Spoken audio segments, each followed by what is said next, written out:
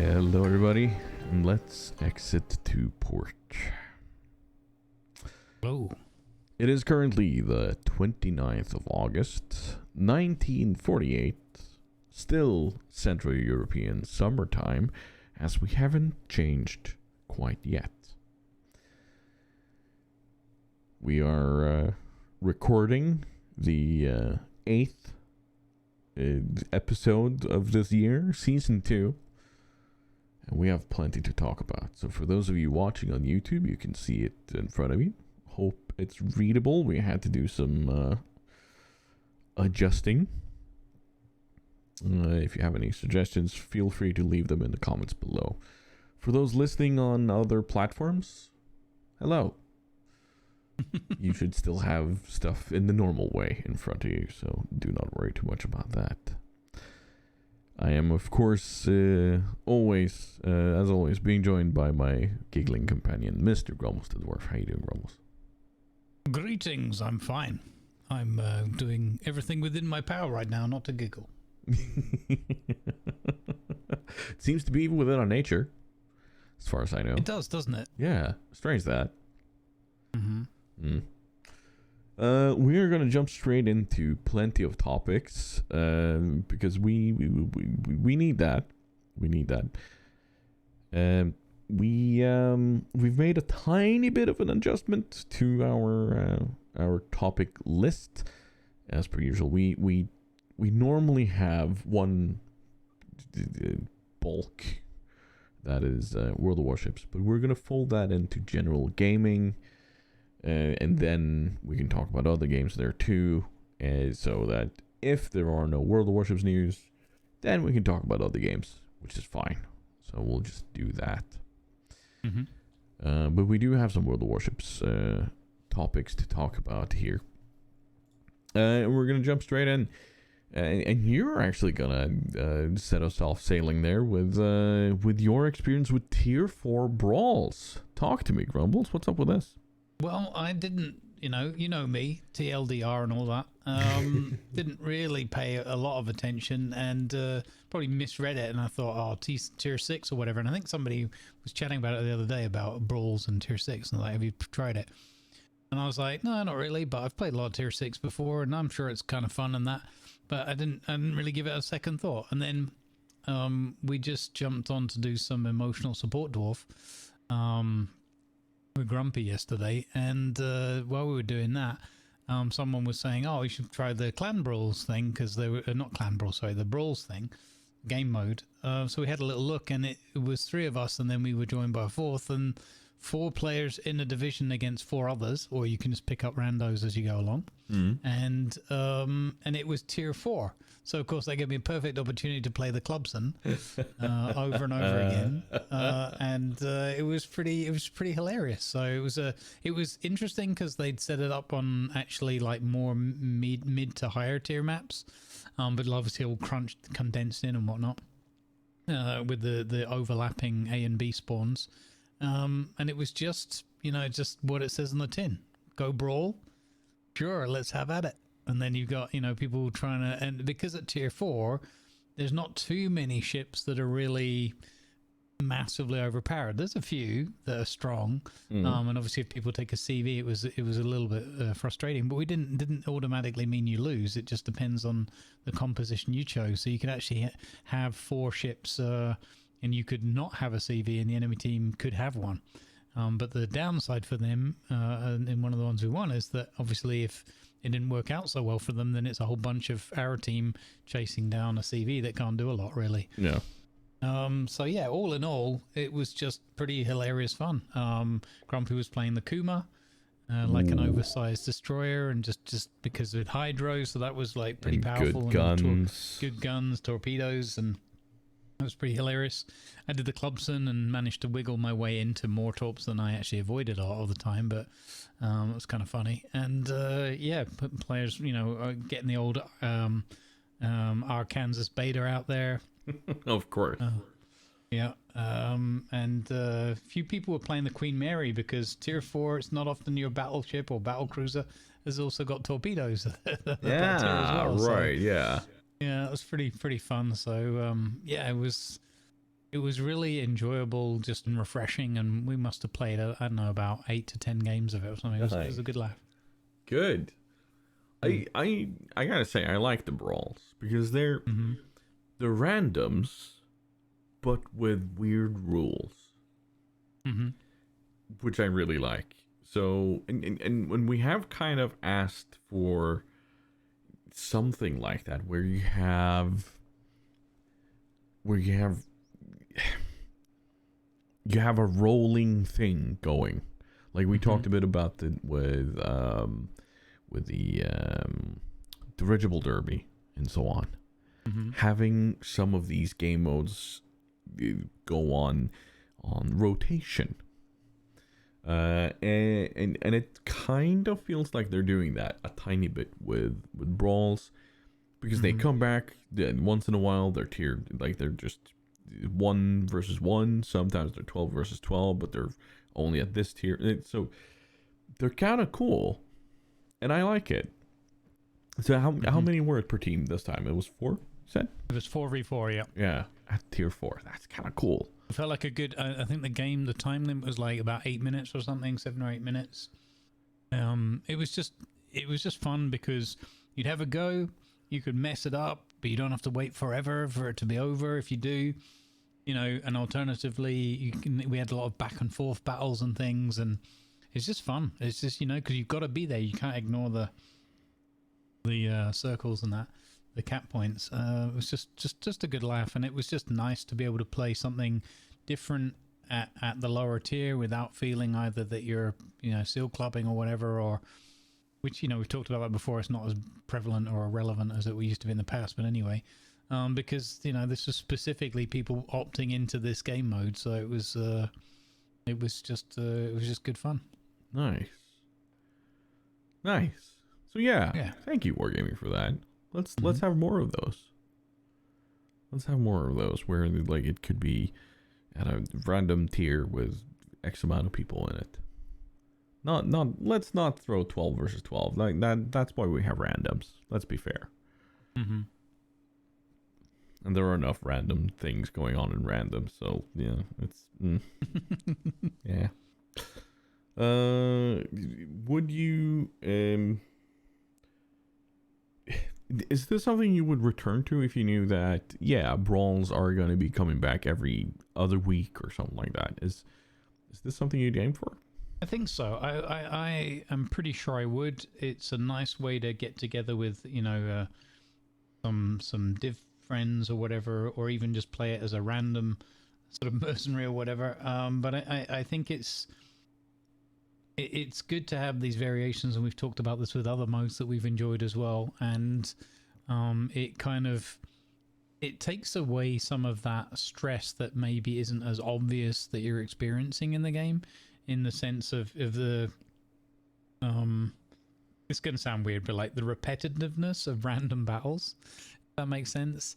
Or maybe it's the build-up of some of the more subtle stresses and strains that you can feel. You know, that whole, I'm always getting these bad teams. Oh, my luck's out today. Oh, why do I get the silly DD player and this kind of thing that builds up?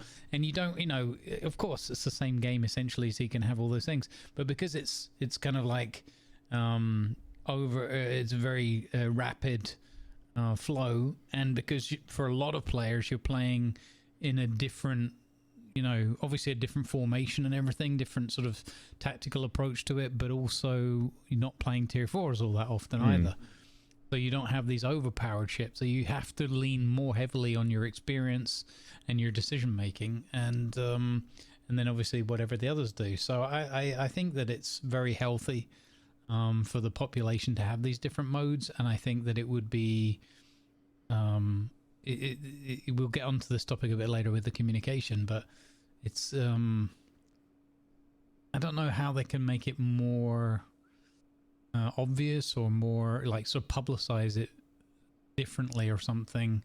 Maybe they have to make it more rewarding. I think I got a lot of money when the first couple of games or something, and apparently someone was saying, I don't know, don't quote me on the numbers or anything, but someone was saying is that there's a bundle of coal that's available if you complete like a whole series of them or play enough of them or whatever it is. Yeah, that's what they usually give for the brawls. Like there's coal and cash for it. Mm-hmm. So yeah, you definitely do get rewards. Mm-hmm. It's not steel, but you do get rewards. So it should be worth playing. That it should be. Yeah. So for me, I just found it's very low stress. Because you go into it with a different mindset. You go into it typically with the mindset of, well, you want to compete and you want to enjoy it, have fun, and have a good game and everything, and win, of course. But again, because it's quicker and you're tier 4, you don't have that same kind of like sort of expectation or put even the pressure on yourself that can sometimes lead to some of that stress that we feel in the game. I feel. Here's an idea. Mm-hmm. What if ranked was Brawls, but there were no stars, there were no rankings, there were no leagues or anything. It was just simply you win, and then that gives you a chunk of steel, and you lose, and you get a chunk of coal. Interesting. I mean, the first part of that sounds kind of like my mindset for rank these days anyway. Yeah. I just play rank. But I've said it was like randoms with steel as a bonus, but actually that's wrong, or not a good way of describing it, I don't think, having played it a little bit more. Because you're playing on a smaller team. Yeah. And because the points kind of have more of a meaning in that scenario, I think that it already works quite well. But I agree with you. I think the kind of the runners-up prize type thing could be interesting. Of course, the flip side of that would probably be, well, then people are just going to double down and keep playing. But I agree. I don't know. I think there's a healthy space in the game for some degree of competitiveness. But rank feels like it's in an odd space right now. It Ironically, does. I want to be careful talking about it because I don't really want it to change because I'm using it to just farm steel, right? But maybe it needs some more a rethink, because it's kind of like, what's the point of that now? Yeah. No, like whenever I touch on ranked, and there's a reason why I don't do it while on stream, because it's just, it gets me going because of this whole win and lose, and there's the whole lose a star kind of thing, or save a star system. Mm-hmm. Like, if you just get rid of the star system, I think people would chill the fuck out about it. People would go like, oh well, we lost, let's just try again, because your progress on the steel doesn't go away. Mm-hmm. And there's no leagues to worry about or anything. It's just people play ranked, and then you have seasons of it, and then you can see how much are you able to get. But I don't know. It was just an idea off the top of my head. This whole oh God, just had dinner. It's a bit of a hiccup there. Just with how the prices are supposed to be divided. Oh my God, what's going on now? Yeah. Calm down, body. Calm down. Calm down there, buddy. We're in the middle of a podcast. Okay. You alright? Yeah, no, I'm fine. It's just the hiccups in the middle of it, and it's just crazy. Where were we? All right, World of Warships. Last time we talked a bit, or actually quite extensively, about the economic bonuses. And we are now a month later. And I gotta say, man, I'm loving it. I'm really, really into it. Yep. As a system, yes, there are some places where it could be easier to reach the screen. It's not super obvious where it is. I still feel like we could have a ready room where everything happens, but as far as how to use the economic bonuses, the way they're described to you, the way they are applied per game. It's not that, oh, you now have this bonus for 1 hour or whatever. No, it's applied to this one game. It's, I love it. Mm-hmm. One thing I've also noticed is, for my sake, is that if I want to do a very specific ship grind, mm-hmm. I want to get from the, I don't know, the Öland to the, what's the next one? Östergötland, yes. Mm-hmm. Then I can actually sit down and say, right, screw credits, screw all the others, let's just boost ship XP. And it'll help me immensely there. Mm-hmm. That can also help in certain tasks that are ongoing. Dockyard. And kudos to Wargaming for following through on this, because they have said a long time ago they want to do this, and they are able to, and they did it in a good way. Mm-hmm. What's your experience with it? I think it's working. I think it's, so I want to caveat it by saying that for the most part I have, like, let's just call it enough credits. So, you know, being able to sell all of those, a lot of the camos, not all, but a lot if you want to, and that kind of thing. I think it's put a lot of people in a good sort of credit situation. And of course, the flip side of that is that, well, that's going to be designed to disappear, whatever, over time. I'm not going to comment on that too deeply or whatever, but I would say that my impression is that overall with the changes, firstly, I like the bonuses and that. I think that system, it seemed a bit weird at first because, like, wow, it's quite radically different in, you know, to what we've been used to for all these years, but it makes sense. The way it's listed up on the screen and everything makes sense. It would have been still nice if they had done a remove all the bonuses from all ships, or remove all the bonuses for XP grinding from all the premium and specials.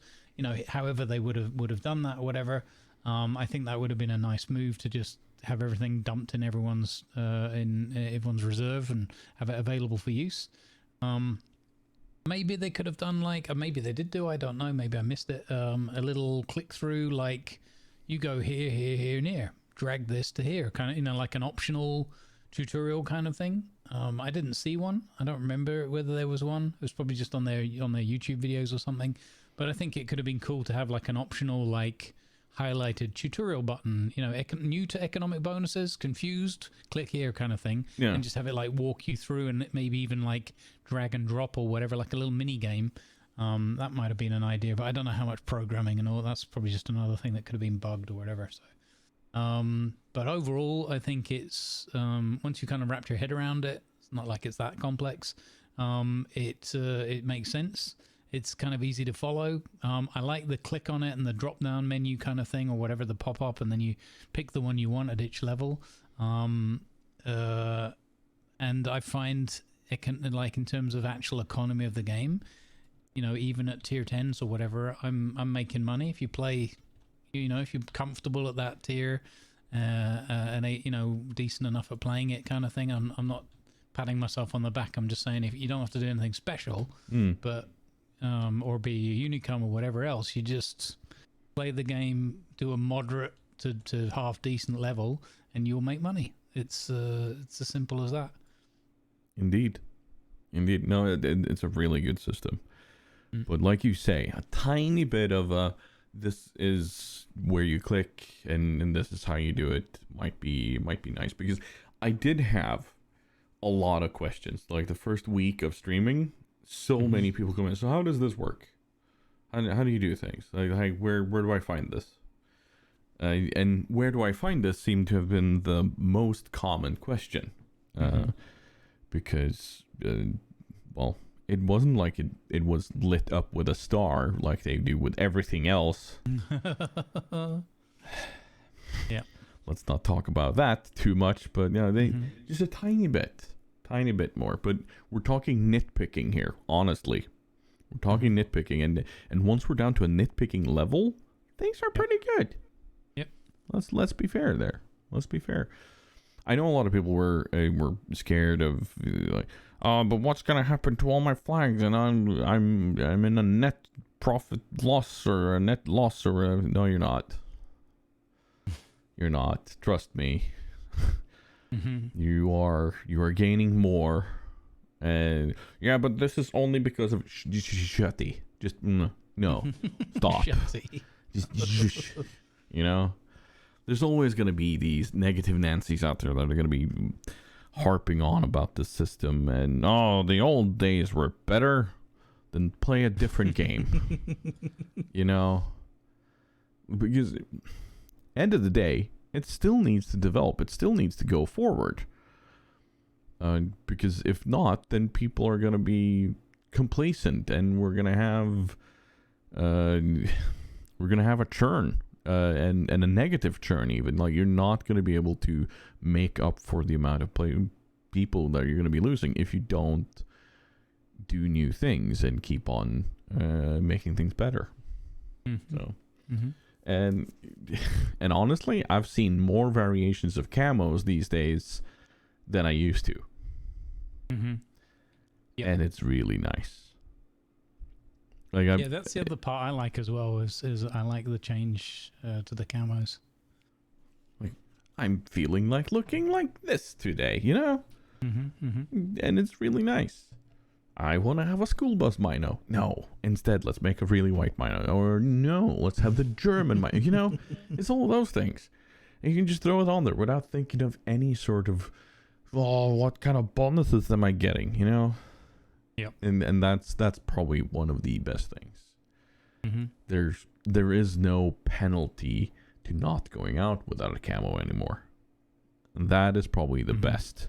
Like, you shouldn't be penalized for not having money to do even the most basic things. That's kind of how I'm thinking about this. Yeah, and I agree. And that's where we're ending up now. Yep. It is. It took me a while, not a long time, actually less time than I thought, to get used to the whole, naked ships doesn't matter kind of thing. It's never been something that's massively bothered me. It was always just like, oh dear, little eye roll. And like, yeah, whatever, who cares? Some people have been bothered a lot more by it. It has never bothered me that much. But it's kind of nice now that I've gotten used to it, that you just don't think of it at all. It's just like, oh, naked ship. Okay, who cares? And it's kind of nice to see the pure steel, like the gunmetal gray as such, on some of the ships, because a lot of the ships really do look nice in their bare bones configuration. There's definitely some ships that it suits better than others, for sure. Yeah. But I do fully agree with you. It's there's plenty of ships. A lot of the original, the OG US battleships remind me of that, because they were very. I used to like playing them naked sometimes deliberately, even though you were missing out on certain bonuses or whatever, because they just look cool. North Carolina don't do and that for Iowa. Too long, because then you get slapped and you think, exactly. North Carolina and Iowa are two of those that really stand out as like, this is how this battleship is supposed to look, Yep. So there's definitely that. But what you mentioned with naked ships is, as a streamer, jumping into a naked ship and then getting into battle and going, no. Oh, I'm naked. No, and then your entire stream knows. That's the thing for us. But don't have to worry about that anymore. Yep. Anything else we should say about economic bonuses? Like, are we? Not really. The only other minor thing is I quite like being able to pick from the 4 things you can pick from or whatever. I quite like being able to pick the economic bonuses for the daily containers. Like, it's just nice that they included that as a choice, even if that sometimes you just get some credits or whatever, but there's always like 3 things in there, so it usually works out quite well. And then obviously the change to the signals. Now when you pick signals, you're not getting decorative things, you're getting more of and more chance of the things that you don't need to spend your hard-earned credits or coal on. So I appreciate that as well. I even it struck me the other day. I was watching Grumpy, and Grumpy is one of those people that has been anemic when it comes to flags and camos for quite some time. And I noticed the other day that Grumpy actually has signals. What the hell? Where did these come from? And it struck me, new system. Okay, there you go. Yep. So that's it's good to see. It's good to see. So on the basis of that, good communication from Wargaming. Yep. They talked about it. They informed us about when things would happen. And I'm just overall very happy. Because, like, sitting there as a CC, I naturally get a lot of questions. But I'm one of those clueless ones that are... I'm here to make people smile and enjoy the game. I'm not here to be a source of information, even though I should be. But it's very nice that they've stepped up their communication game, because then I can relax a tiny bit, you know? Yep, absolutely. I think that's a good thing, and it's a very healthy situation, and bodes very well. I agree. I'm not trying to like blow smoke up or nothing. I just think it's worth commenting on the positives, because there's always so many. It's easy to not so many. It's easy to pick on the one or the other thing. You know, I know there's a few other things that some of the more deep dive people have spotted. You know, a few bugs here and there, and some aiming and whatever, but. You know, are they things that completely break and ruin the game? Not really. If it hits your favorite ship, maybe. You know, if you had that one match where it's like, I would have won if it wasn't for this or bug or whatever. Sure. And that's more the topic, like the content saturation type thing. But, you know, there's probably a few things that they could take a bit of a breather. They won't, but they could take a breather and say, okay, let's just do... some bug fixes. Let's just do a few little quality of life things here and there. Take a month off, kind of thing. But you know, it's their prerogative, really. It is indeed, and when it comes to content saturation, you mentioned in the editorial meeting, that you are now starting to enjoy the German battlecruisers. And you haven't even touched the French or the British cruisers that have come out. Yep. And the thought that struck me then was that, okay, are they developing the game for those who play every single day, day in and day out, or are they developing the game for the masses? Like, do you develop a game for average Joe Schmo who plays 3 to 4 days a week, maybe at most, and maybe an hour here, maybe an hour there, or do you develop the game for those who are there constantly? So for us that are always there, we will see content saturation. We will be in the midst of it all the time and kind of go, holy shit, another thing coming now? What the hell is this? And we're still working on the old one.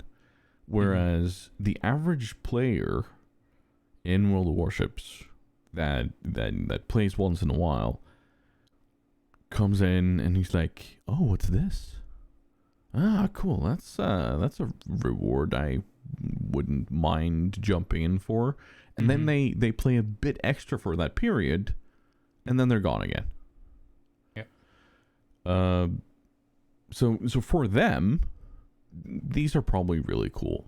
And then once in a while you get an email about something going on, and they'll go, no, I don't care about this.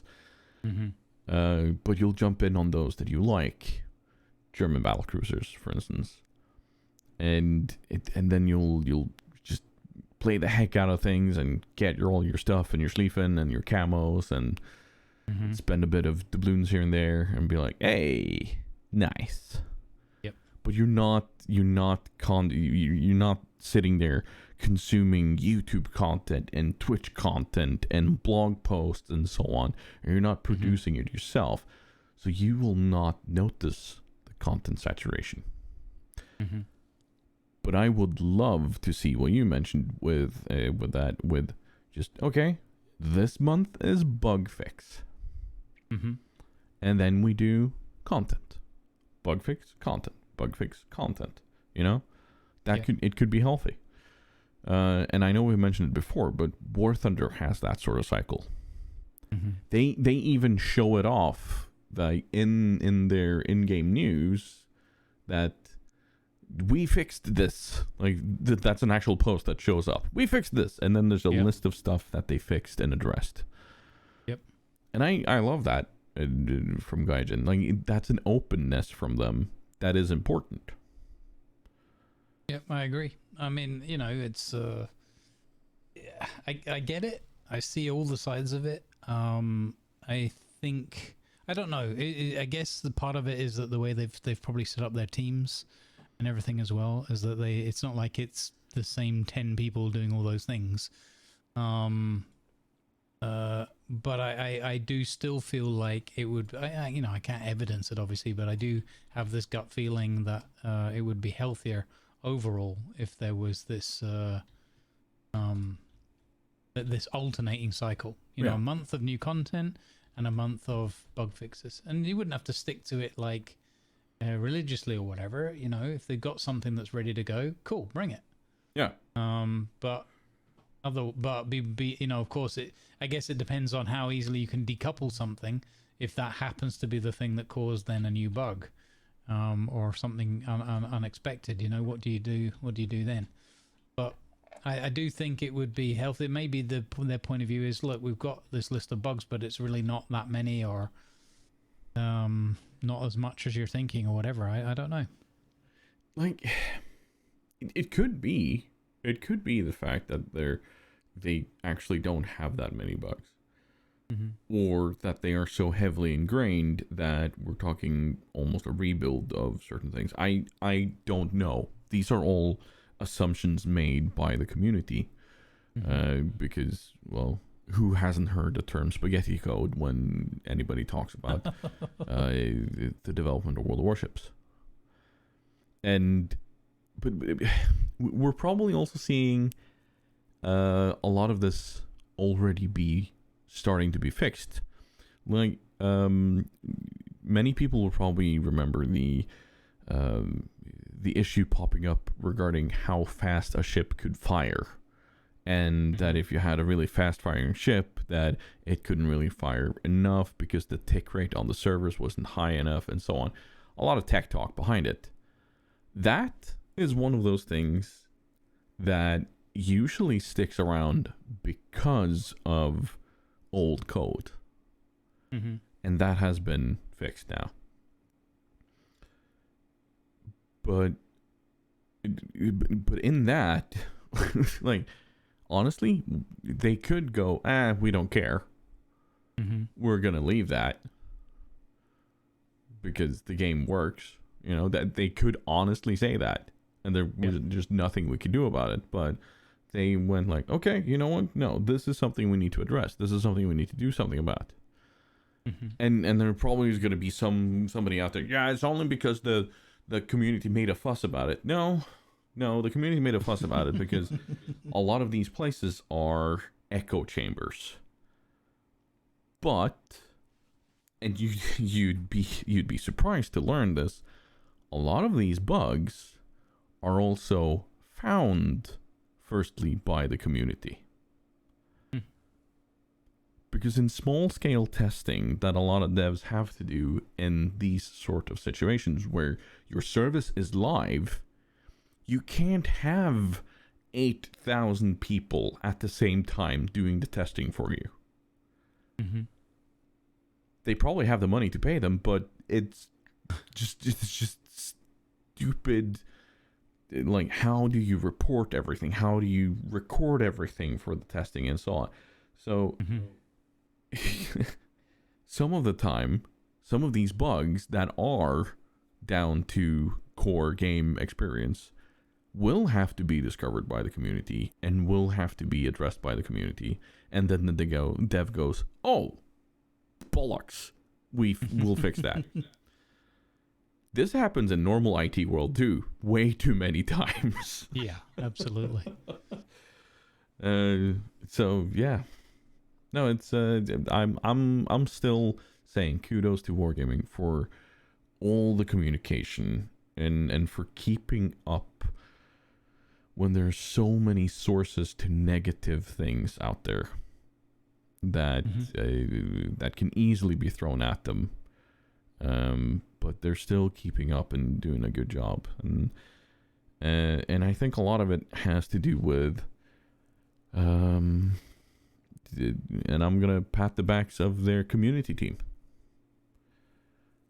Their community team does well in keeping up with what people are putting out.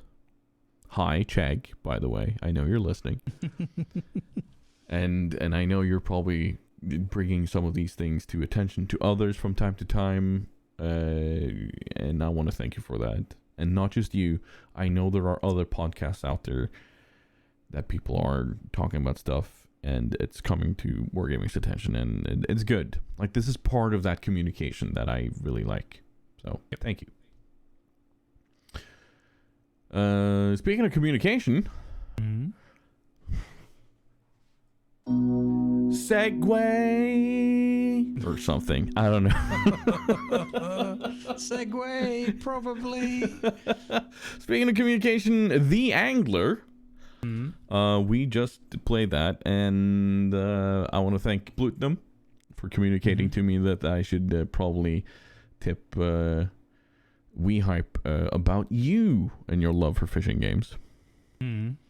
And as we're recording the episode, the NDA has not lifted. Well, the NDA has lifted, but the embargo on ratings and such has not lifted. But as the episode goes live, the embargo has been lifted. Unless they suddenly change things, and then we're just gonna have to be based on our knowledge at the time, etc., etc. Yeah, and that's what we need to go on. The Angler, Grumbles. Yes. What do you think? I think it was a really fun experience. I really enjoyed the mixture of the fishing, but also having access to a sort of open world, being able to drive or boat around, especially the boating, or just walking around the place and looking for a spot. I thought they've got, it's kind of in that alpha or an early beta sort of stage. So there's a whole bunch of stuff coming, even some stuff that's committed to before the release on the 31st. And then obviously a development track after that. I mean, I'm not going to give it a rating or a score or anything like that, even if this is posted afterwards, because I need to probably play it again. And I guess the main thing I can say is, do I want to play it again? Yes. Why? Because I really enjoyed co-op together with yourself, and being able to play with up to 12 people together is pretty phenomenal. And it's just relaxing. It's not often you find a game, or I guess everybody's got their go-tos, but you can literally just sit there, and just chill on a boat, fishing or not, or whatever, or just go and sit somewhere and sort of admire the view, and you can just basically relax in that game. Yeah. And I applaud them for that. Because maybe I'm just not looking in all the right places or whatever, but I found that thoroughly enjoyable experience. Definitely playing again. Definitely wanting to do co-op. And if you're just having one of those days or whatever where you just feel like you need to chill out, relax, and switch your brain off a little bit, it's really good for that. But also, if you know about fishing, I dare say, I'll leave that to comment for the people that know what they're talking about there. But I dare say there's a heck of a lot to be had from it in that regard as well. I mean, I was enjoying the fishing element to it as well, and I'm not somebody that's a knowledgeable fisher or anything. Yeah, no, like, it seemed from both our communities, because we streamed it together, that people were like, oh yeah, for this you can use this sort of bait, and these lines mean this. And I was like, huh, okay. And from my little experience with fishing in that way, it seemed to kind of carry over as a skill you could employ in the game. Yeah. And I like it. And like you said, the ability to kind of shut off your brain and sit back and relax and just say, yeah, let's just chew the fat. Let's just talk about whatever. Yep. While we wait for something to go strike. And then you have a moment of fighting or battling, as they call it, with a fish. And then it's with you, and then you just kind of, now we relax again. Nice. You know? It made sense, right? And I felt like it wasn't like in-depth simulation level where you had to like really understand and really focus, and which for me would have taken away. So like as a casual player of that kind of thing, it would have been difficult, I think, to have enjoyed it to the level I did. But because it was more relaxed, more casual, it felt very accessible and kind of open for anyone to come and play it. And I think that will be a big success factor for them. Yeah, we're not talking on a waxing moon. You need to use this bait while you're downwind from the bear peeing on the tree behind you. What? You know. But your point's absolutely right, though, Tiger. You're spot on in that people were bringing their knowledge and experience and saying, try this and this, do that and that. And, you know, not in a backseating way, but just like, this will probably help, or this is how that'll work. Yeah. And you could apply that into the game. So it was well thought through. Of course, you know, obviously that's what they're going to do. It wouldn't make sense if it was completely against all those kind of things. But it was just nice the way they'd done it. Like you could pick a few tips up from chat, and you could take that and apply that in the game, and hey presto, you were doing better than you were like 5 minutes ago. Yeah, and that felt really good. And it was so nice to just sit there, me and you, talking like we do on this podcast, or doing the grumbling or whatever. But there were no instant torpedo threat. There were no bears coming to chew us up as we were fishing in the river. There were no dynamites going off in the background and lions charging through this, you know? There was none of that. And that really helped the relaxation even more. And that was super nice. Like, honestly, it was. So, yeah, I'm right there with you. I will definitely be playing this again. But, again, like you said, I don't think I'm ready to give it a score. However, knowing how many hours I have in the Hunter and in Generation Zero, because this is from the same people, it's gonna be up there. It definitely is. And I can definitely see this being both an on-stream shenanigans kind of thing and off-stream shenanigans kind of thing, because like you said, 12 people, being able to fit 12 people in, and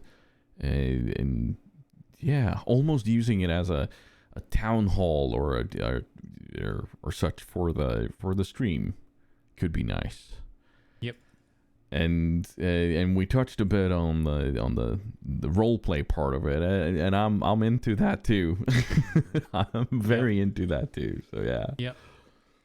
I think that could be phenomenal. It's just open to all of that, and I think that's the sign when you've got a good product with so much potential. Of course, they still have to deliver on that potential. Yes, no doubt. But what's, you know, nothing wrong with that. What's the alternative? Having a game that's kind of already peaked in alpha and not going anywhere. That's not really what you want either. So no, that's definitely not what you want as a dev. So yeah. The Angler, first impressions. Nice. Nice. I don't have a segue for this. Oh. Yeah, no, I tried thinking of a segue, but it didn't work. Well, next time I'm sure we'll catch one next time. Yeah, I see what you did there. Big news for us partners on Twitch. as we're moving into the streaming/content creation part of it, partner exclusivity is gone. And for the average Joe watching on Twitch, that might be like whatever. For the partners, however, this is big. Partners had an exclusivity clause in our contracts that stated that we could not have our Twitch content, or we could not produce content, all depending on your contract, on other platforms.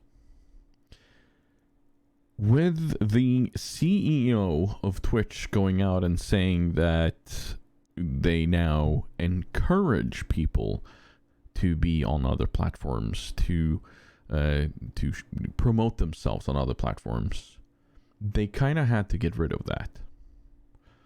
Because I think they want more people to be able to go on TikTok and say, hey, I'll be streaming on Twitch then and there. Jump on over. Let's talk. Let's hang out. I think they want more people to be able to come in, because they probably also... I don't know if this is sort of an admission of we have no way of fixing this, but discoverability, we've talked about it, but I think it's them kind of going, we're going to have to work a bit too long and hard in order to fix that, so let's just get rid of the exclusivity. Could be. I guess we'll never know until somebody hacks into their system and leaks the data. Yeah.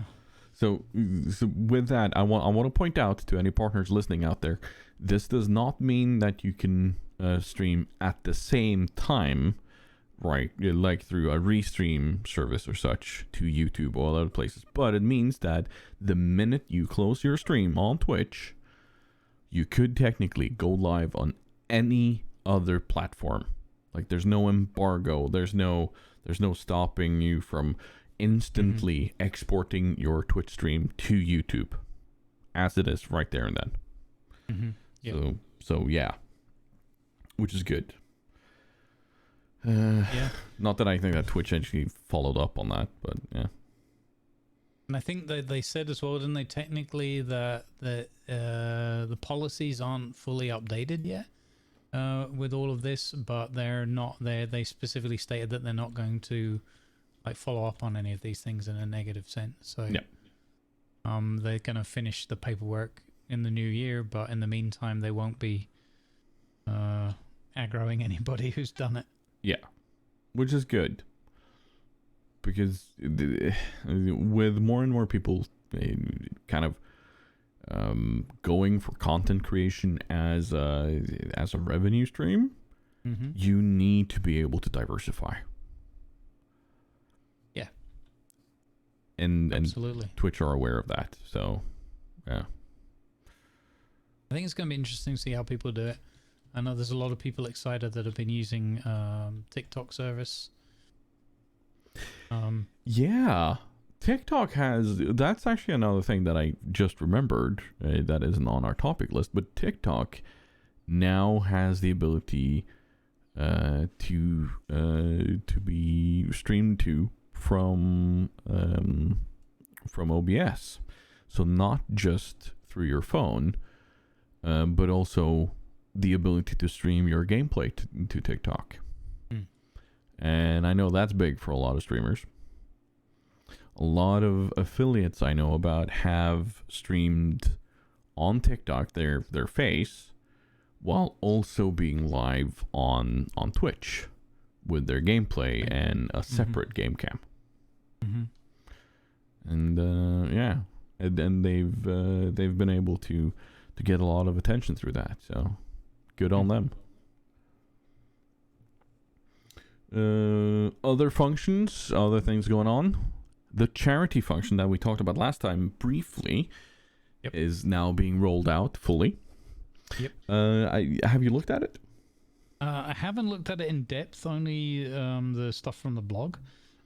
But I do hope that I'll get an opportunity to use it. I guess there's a certain overlap or things that makes me think of like the Tiltify services, soft giving and similar like that. Yep. So I don't know what that's going to do in that space overall. Be interesting to see how that develops. But I do like the sort of simplicity, at least again on the surface, not having used it yet. But I like that it offers you this opportunity to do it kind of one stop on the Twitch platform directly, and that all of the activities that occur, gift subs, it basically sets your stream into charity mode, and then everything is no longer a slice going to the Twitch service, and it appears in all your activity feeds and all that kind of goodness. So it just makes it easier for both the streamer and the viewer stroke donator to know what they're doing. And there's also a built-in donation function in that, so it's not just donations. It's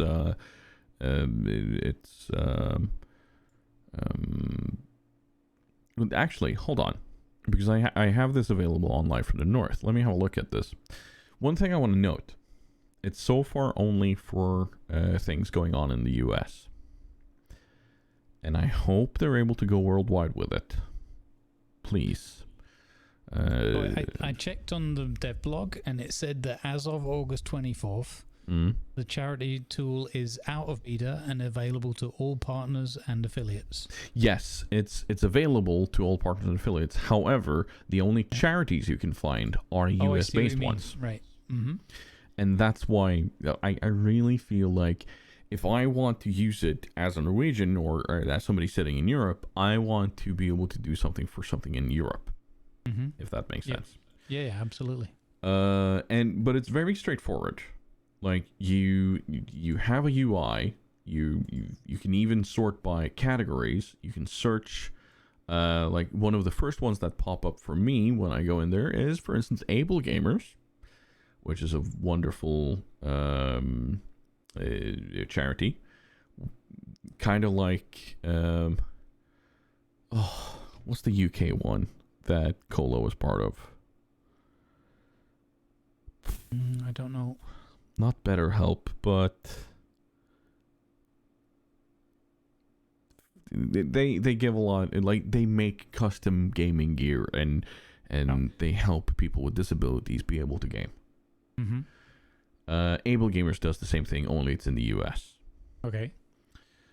But like St. Jude's Children's Research Hospital is there, Trevor Project, Women in Games, Trans Lifeline, Wounded Warrior Project, American Foundation for Suicide Prevention. There's so many. There's so many different ones here. Like, and this is just the first few that I get up on the screen. So I choose then, and then I set my goal between 1 to 50 or a custom one. And then I just start it, and it'll be its own panel on the charity. So, so making charity easier to be done, so you don't have to set it up through a third party or such. Very nice. Yep. But it says here, and I'm translating on the go here, so bear with me. How to collect money for a charity on Twitch. 1, choose a charity. Choose from a list of registered 501c3 charities. Something registry that is official. Turn on your charity.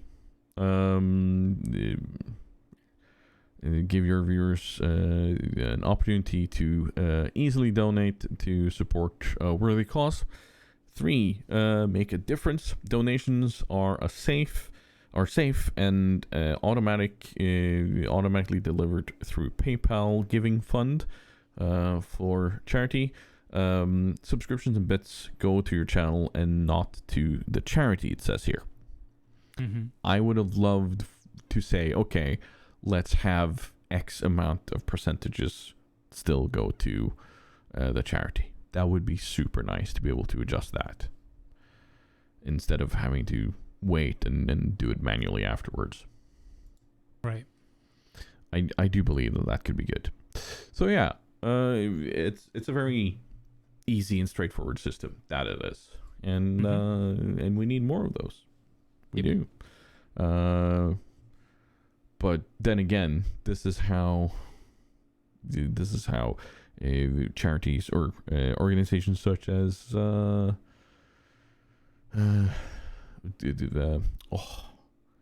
help me out here. We did a thing for them. You do a lot for them. You mentioned them earlier. You mean the charity itself, Hope for the Day? No, the third party organization. Oh, Soft Giving. Soft Giving, that's the one.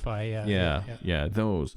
Like, they still are able to provide a lot of goodies, like the giveaways, which are nice, and the background system, which is always nice, with notifications and so on. And I don't know if any notifications will be popping up when you give through the Twitch one.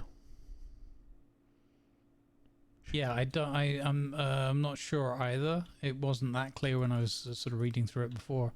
I guess we'll just have to at some point I'll do a charity one using it and see how it works. But I do really appreciate it, and I'm very enthusiastic about it because, like, it gives partners and affiliates just a much easier path to getting into that kind of thing. And we all know that there's people out there that need help every single day. So being able to get more people more easily able to plug into those kind of things and provide that kind of help is a really positive move. So like it. Thanks, Twitch. Yes, indeed. Like we've said so many times before, it's important for us to actually give kudos where people and organizations do something right, and this is a move in the right way. Speaking of other good moves that are towards the right way, shared ban information. We are now a month or two into it, and it's working well. Yep, it is really working well. We had another instance of somebody popping up and being angry because shared ban information has now been delivered out to a wide network of people that we trust. And that means that this delinquent is now being stopped in their tracks, and I feel it's good. Especially in this case where it was somebody malicious that has been. We're not going to mention too much, but they are an issue. Let's put it like that. And I hope they get some help. What's have you had any extra experiences with it? No, just the positive. I think what it's done is we'd already put quite a lot of work and a lot of energy, especially from our moderators, across multiple streams, just kind of communicating and sharing information and things. And we want to reiterate as well that it is information that can then be utilized in the context of something going on somewhere else. These are not just like, typically speaking, these are not just like a carpet ban or whatever. This is still due consideration is given and the information reviewed, but it does also mean that we can preempt situations from arising that would be very unpleasant for the vast majority of people there, the streamers, the moderators, and the viewers. So I think what it's done is it's raised the level of awareness of this, and it's encouraged more and more people to kind of reach out and share generally their thoughts and experiences and information of this nature. So I think it's a very, very welcome thing. Of course, there's, like with any of these kind of things, there's always a possibility of it being used not as intended or whatever, but in our specific cases, across our various network of streamers and moderators, it's been a very, very been a big win. Yeah. And again, especially because it's raised the awareness and the profile of this topic, so that people don't feel alone, isolated, or whatever, or harassed by individuals and that kind of thing. One thing I really like about this system is the fact that if we get a bot that is popping in and spamming, and we ban it on my channel, and if you have it be restricted so that any chats that are on that list don't go into chat directly, you'll still see it and then be able to kind of go, oh, okay, let's just completely ban it from here too. But it doesn't pop up into chat at all for the chatters, which is, it removes a security risk. Because that's part of it. You're sitting there, chat is flying, and you're supposed to click on something to copy it out to somewhere. Suddenly there's a bot that pops in just as you click malicious link, bam, you're hurt. Super rare case, but that at least removes one of those. And the more of those security risks that you remove, the better. There are also people out there that log all the things that come into a chat, and it'll remove those. There are link scrubbers out there that go through all the links to check, what's being posted here? Is this a giveaway information? And a lot of people will probably be hurt by those too. And so that removes an element. So this is overall really well. Honestly, it's a well done system. I like this. I'm not sure how we could evolve on it. Do we have any thoughts? I don't know. I think it needs time to sit and settle. Obviously they won't publish anything until it's ready, which is the correct approach as well. I'm interested to see where it goes. I think that there's that cautionary element of like I would be nervous about this going like fully automated in some way or whatever. Beyond what it is, because then the potential for it to be abused, or just for, let's just say, some incorrect data to come through and then result in kind of like carpet bans, whatever, people that really genuinely didn't do anything wrong, they just fell into the wrong pattern or whatever it was. But yeah, other than that, I'm just interested, and I think it's good. It may be, and a lot of people are like, oh, they should do more for security and this kind of thing, and I think there was certainly a feeling of that for a while when went through that big spate of all those big bots and hate raids and all that kind of stuff. But a lot of that has, I hope, settled down. I hope I'm not being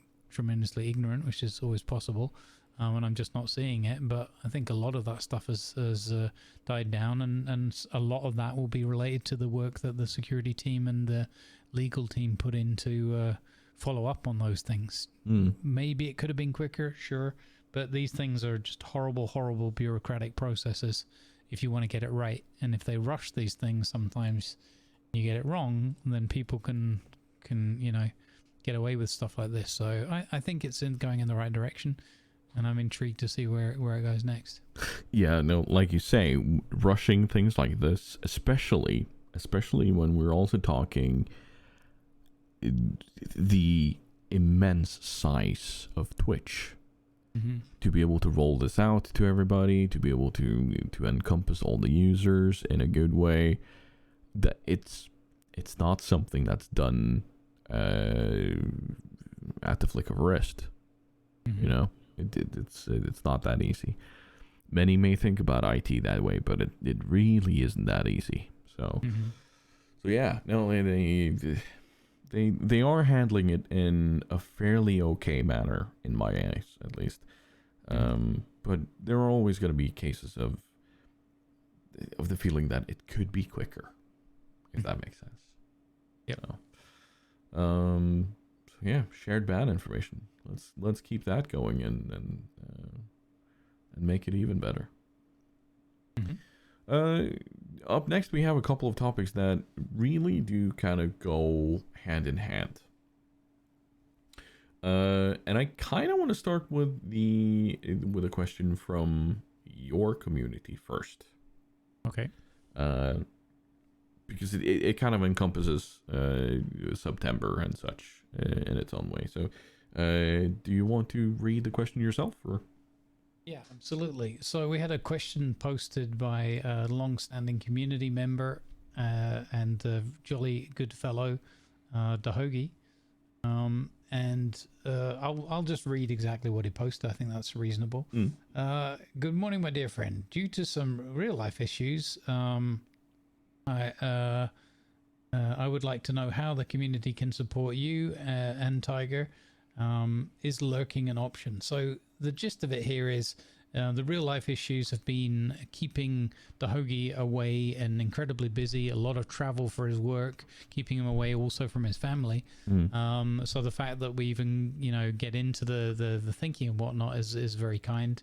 And the sentiment is very much like, I want to be there. Like he's well over 30 months of subscribing and supporting in that way. But he just feels very conscious of not being able to be active in the chat and whatnot. So he's sometimes able to lurk from work, but he can't have the sound on and all those kinds of things. So firstly, thank you for being such a good egg in the community, and that's nothing to do with your subscriber status, just for being a really good, kind person, very friendly, very helpful, and certainly was in the past able to be much more active and always volunteered knowledge and support and offering to play games with people, Warships and beyond. Very, very kind and very welcome. And I can second that, by the way. Yeah, thank you. And I think the key part from response from my side would be that Twitch is a numbers game, no matter how much we'd love to ignore it, right? It really is, and it can be quite stressful in that regard because it draws you into it whether you want to be part of that or not.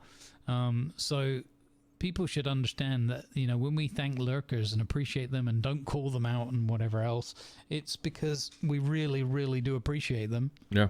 They make a big difference to what we're doing.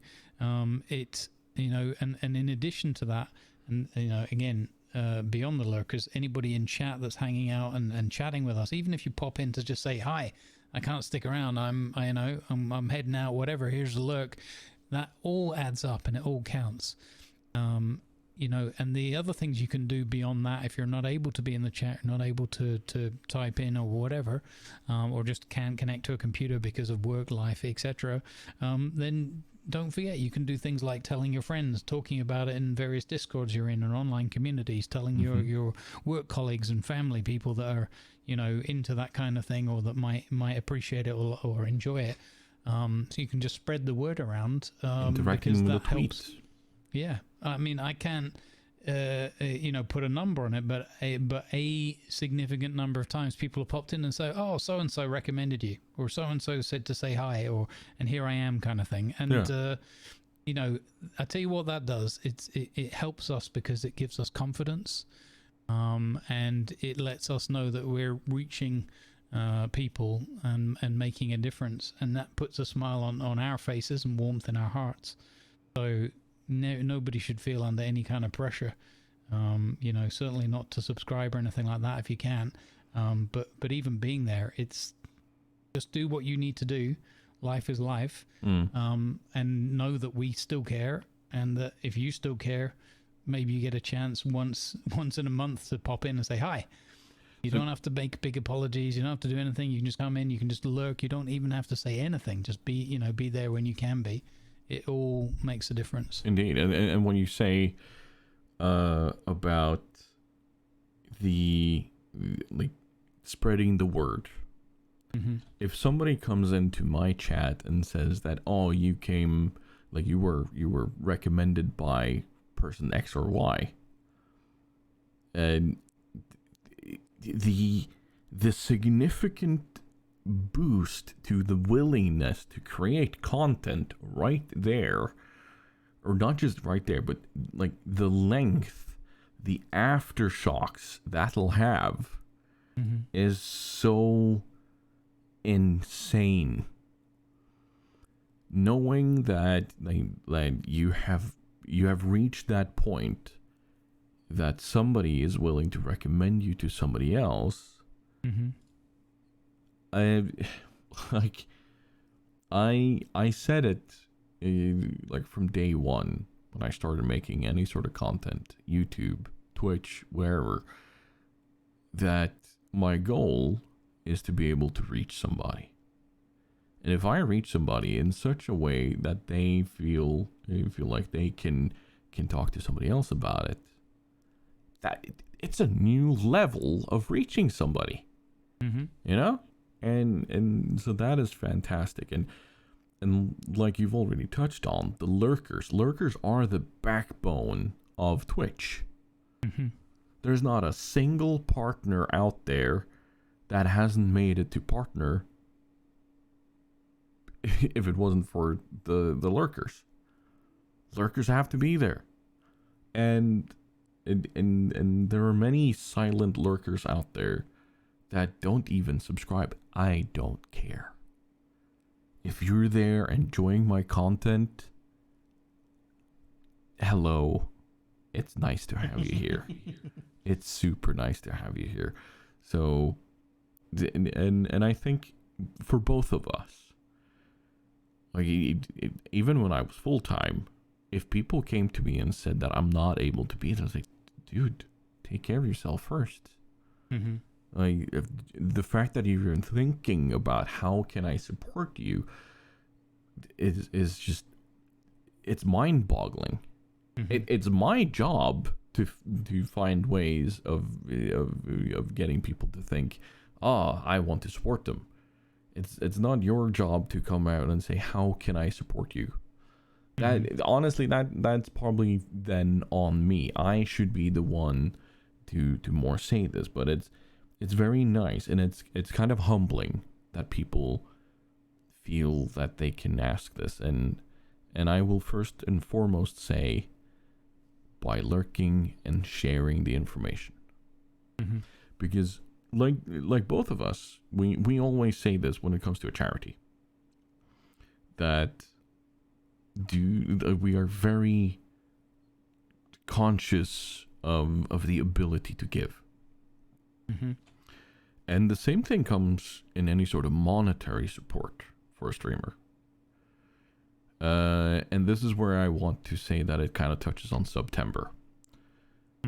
Do not feel obliged to give gifts or gift subs or bits or anything like that just because others are. Your support does not matter less just because somebody else is able to give a gift bomb.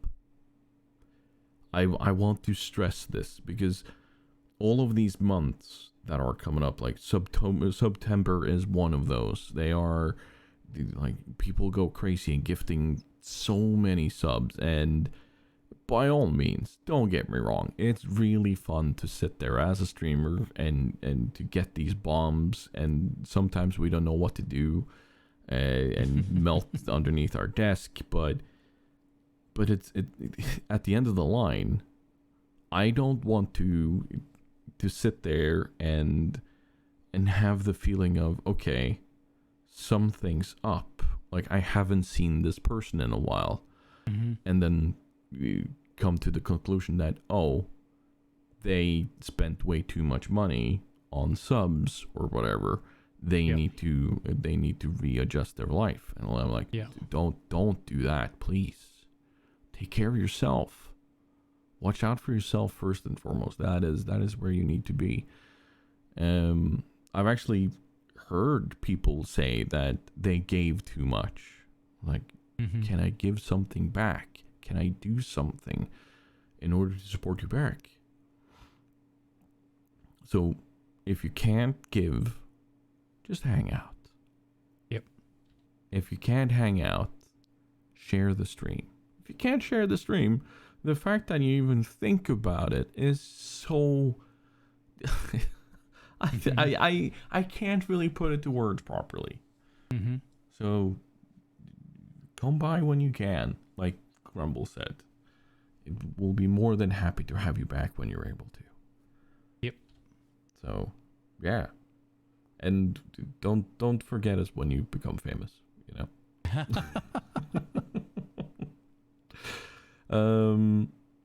And it kind of rolls into the next part of it. Ads on Twitch. Mm-hmm. We talked about it extensively last time. And watching ads and not using ad blockers is also one of the ways of supporting a streamer. Mm-hmm. Like, and here's something that we thought about doing.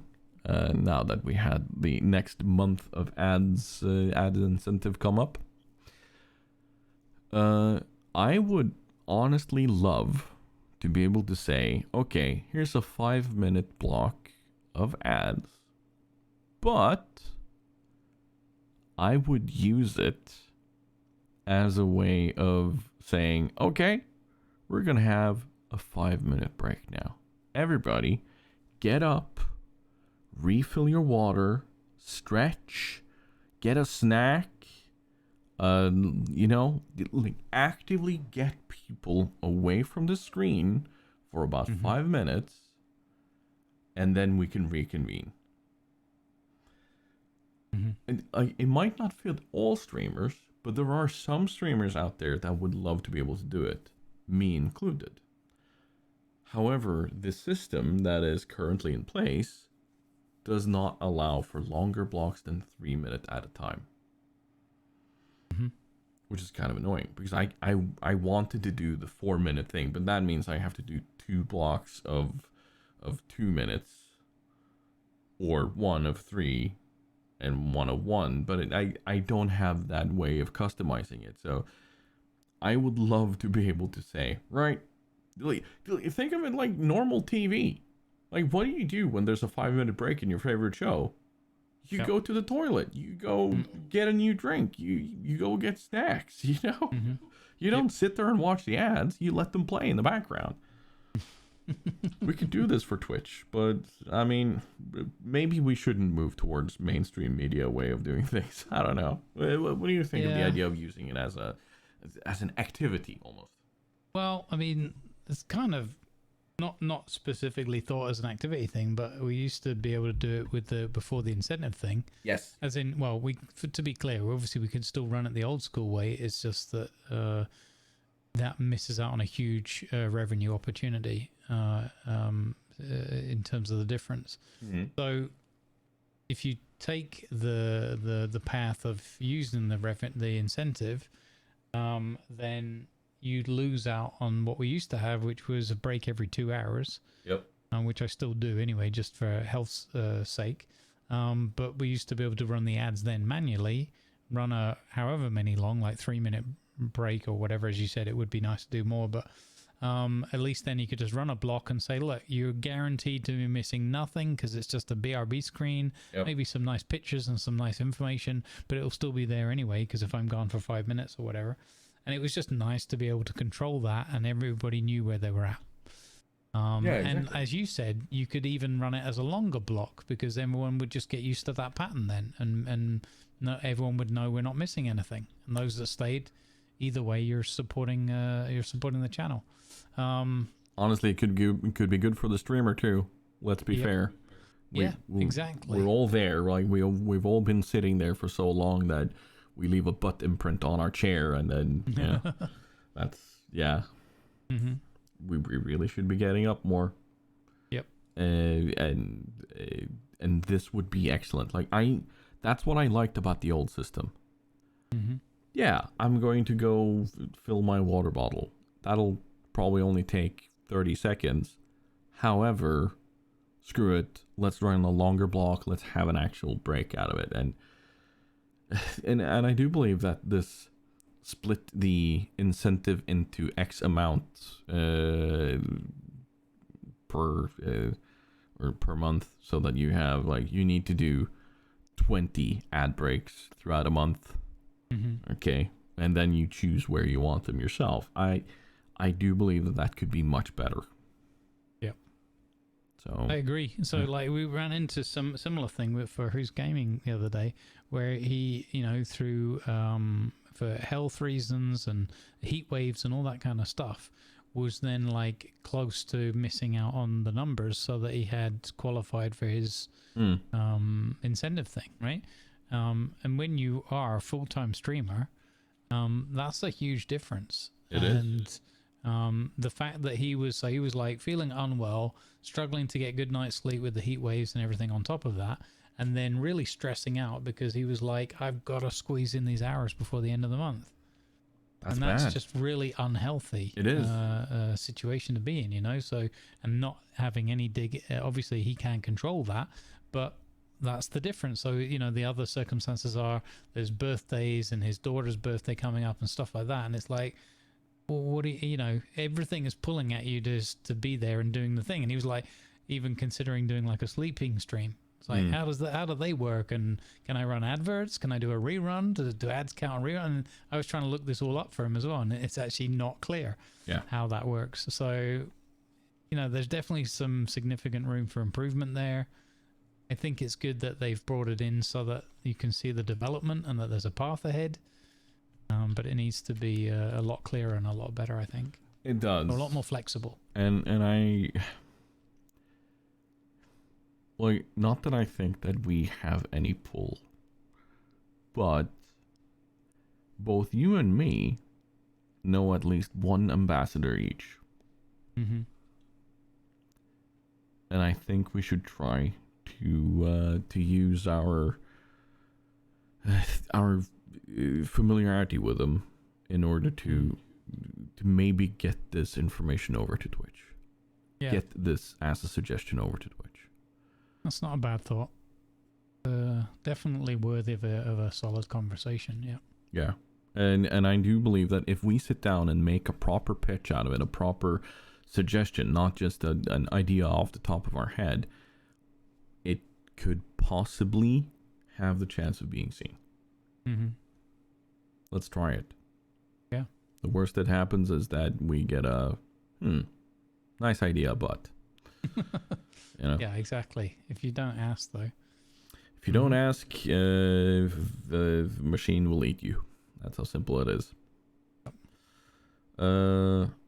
Speaking of eating machines, or is it eating machines? All depending on how you see it. We're gonna go over to our new segment. This is not a segue. It's a really bad segue. And welcome. It's pretty smooth. Just keep going. Keep on the film. I don't know where to go with this. We're fine. Is it though? Anyway, no one's noticed so far. Welcome to Know Your Role. The worst thing about this is that was the one that you had prepared. Yep.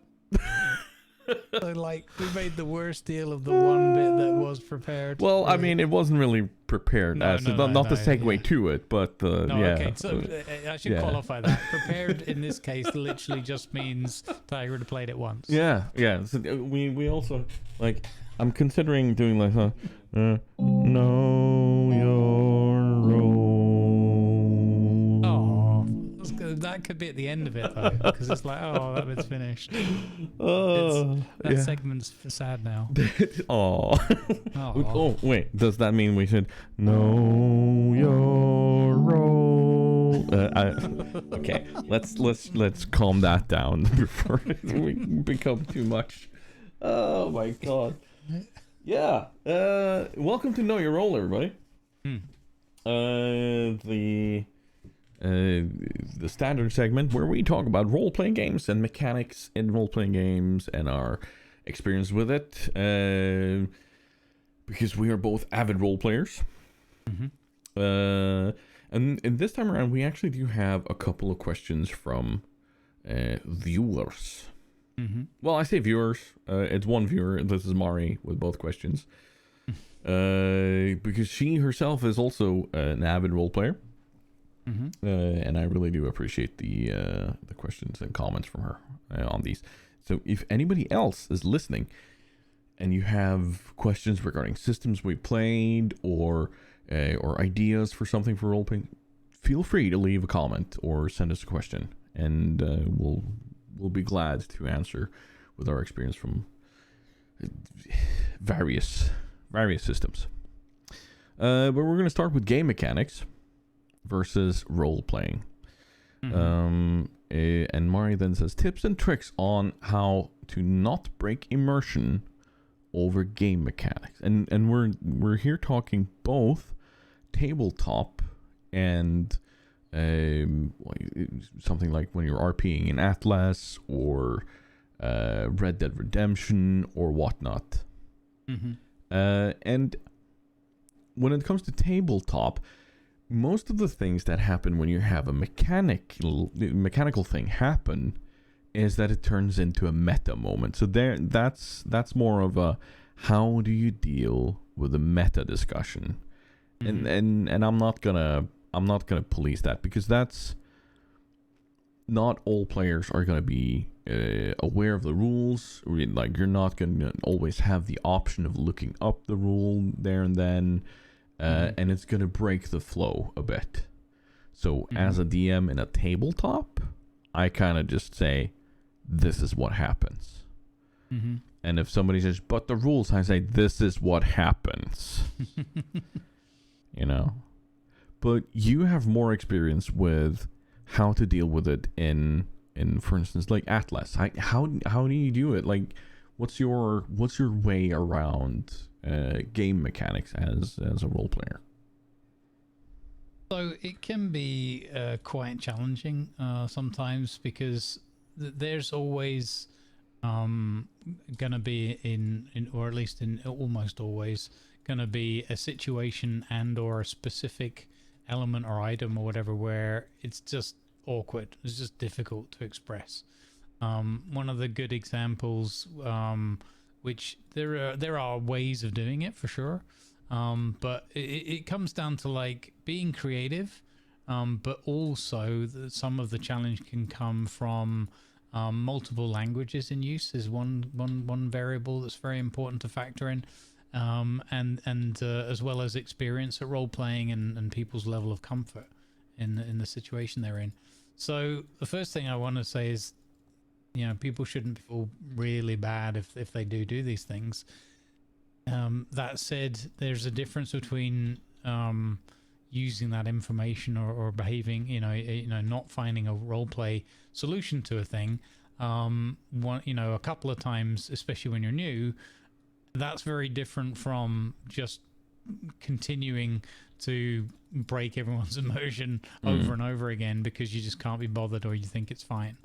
And we do see both variants, unfortunately. That's not to say people are doing it maliciously, but the net result is the same, where people just kind of feel a bit bummed out and frustrated. So there isn't. I mean, the answer is creativity. So the answer is, or maybe a better way of expressing it would be, how would you describe the item or asset or mechanic that you're wanting to describe? How would you describe that to a child or a friend of yours that has no idea about this context or whatever? So if you took the game away, so you couldn't show it to them, like, look at this rhino, and it's got, you know, like the one of the slightly awkward ones that I've seen, you know, in Atlas is people start talking about the HP of an animal, right, by saying blood. It's got 3,000 blood. Yeah. What? You might as well just say 3,000 HP at that point. Yeah. Again, I'm not calling anyone out, but if you do that, it's like that's the least creative adaptation. You've literally just switched one word out. Because, like, with level, it's easier, because then we're talking age. Yes, you know, that's a 300 years old elephant. Yeah, whoa, exactly. Yeah, that is rare, and let's be fair, that is rare. But yeah, when we're talking life force, like how, that's So that's hard to quantify. Yeah, it's tricky, right? So the advice I give would be to try to talk about, so think creatively about how would you and actually the point you made is kind of links to that. You've got to start describing that animal, in this particular case an elephant, as maybe it's bigger than others you've seen. Maybe it's pushed over like 3 trees in a fit the other day, or you think about ways that you can describe its capability, or conversely, like she's really good, really obedient, really calm, and never throws her rider off. She's probably not gonna, she's a little bit timid, she's not going to be one that you want to take out into great battle or something like that, and or vice versa. This one would be, she's not going to be the calmest or most relaxed of mounts if you're just going out gathering and things like that. But if you run into some like nasty animals out there, a tiger comes and wants to chew your ears off or whatever, this elephant will be what the one you want with you. She's a really good fighter or whatever. She's really stands her ground. You know what I mean? So you've got to try to go with that kind of level of creativity. And part of the challenge with that is that, say you manage to do that and you're like, yay, so pat yourself on the back. You can very easily, and I think this is why we don't always see this happening as much as I'd like to see it happening, is because you then have the additional challenge of the person you're role-playing with not reciprocating, not getting it at all, not buying into it. So they're like, no, just tell me how much blood it's got.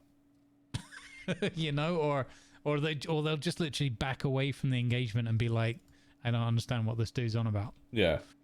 Because you're not telling them the statistics or whatever. I think that the other, like in Atlas, this is easy. In others, not so much, or it's mostly easy. One of the other things I would advise people to do is maybe write some notes down and then hand them a note and say, yeah, look, here's a little story about, how she grew up and where we found her and that. And then I would really strongly encourage people to do things like, this elephant was found in the tropical waters of so-and-so, region, and had lived on this island, although there seemed to be some markings that would indicate that perhaps she had broken from a herd that was last seen on this other, start making a story out of it. Yeah. To make it more fun. And then as part of that, you can either just weave in or just literally have a page in a book that says 300 blood cells. Because at that point, you're reading it, and that's still somewhat immersion breaking potentially, but if you really just need to get the point across, how else are you going to get just the point across with the numbers? So that's what I would encourage people to do, is use other methods. If you're struggling verbally to articulate what you want, then try another asset or opportunity that the game offers you, like in Atlas, a note or a book, and say, here, this is all the information. Our master breeder or whatever took the time to, having spent some time with the creature, to write down a few of their experiences together with it, and that kind of thing, and just make a little. I love the idea of then having like almost a scientist, where I took it to the animal scientist, and he said these things about it. I don't know what it means, but this is what he said. Yeah.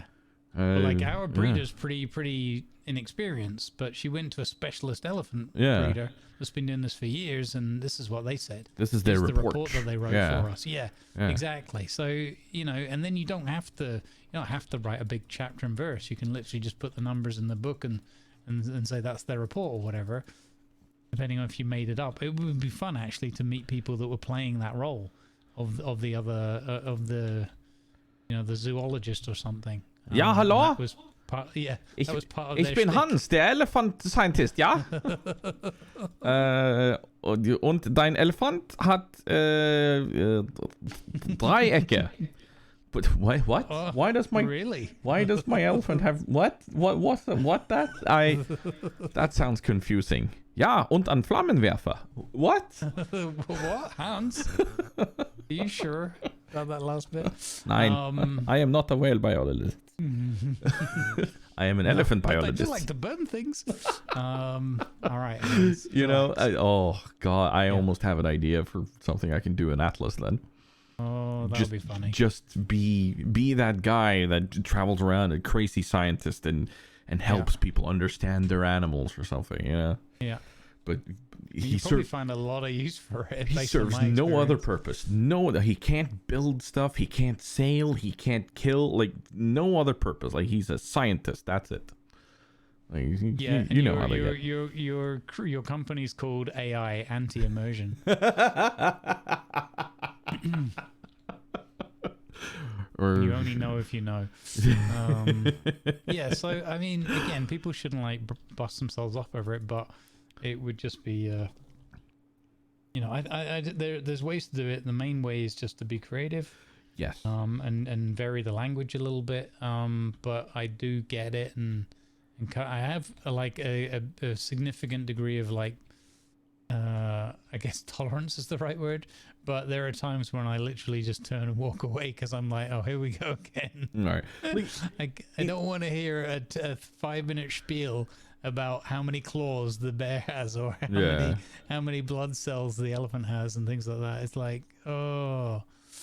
Yeah, no, so, like, if in doubt, observing other role players and their different approaches, and then afterwards talk to them out of character.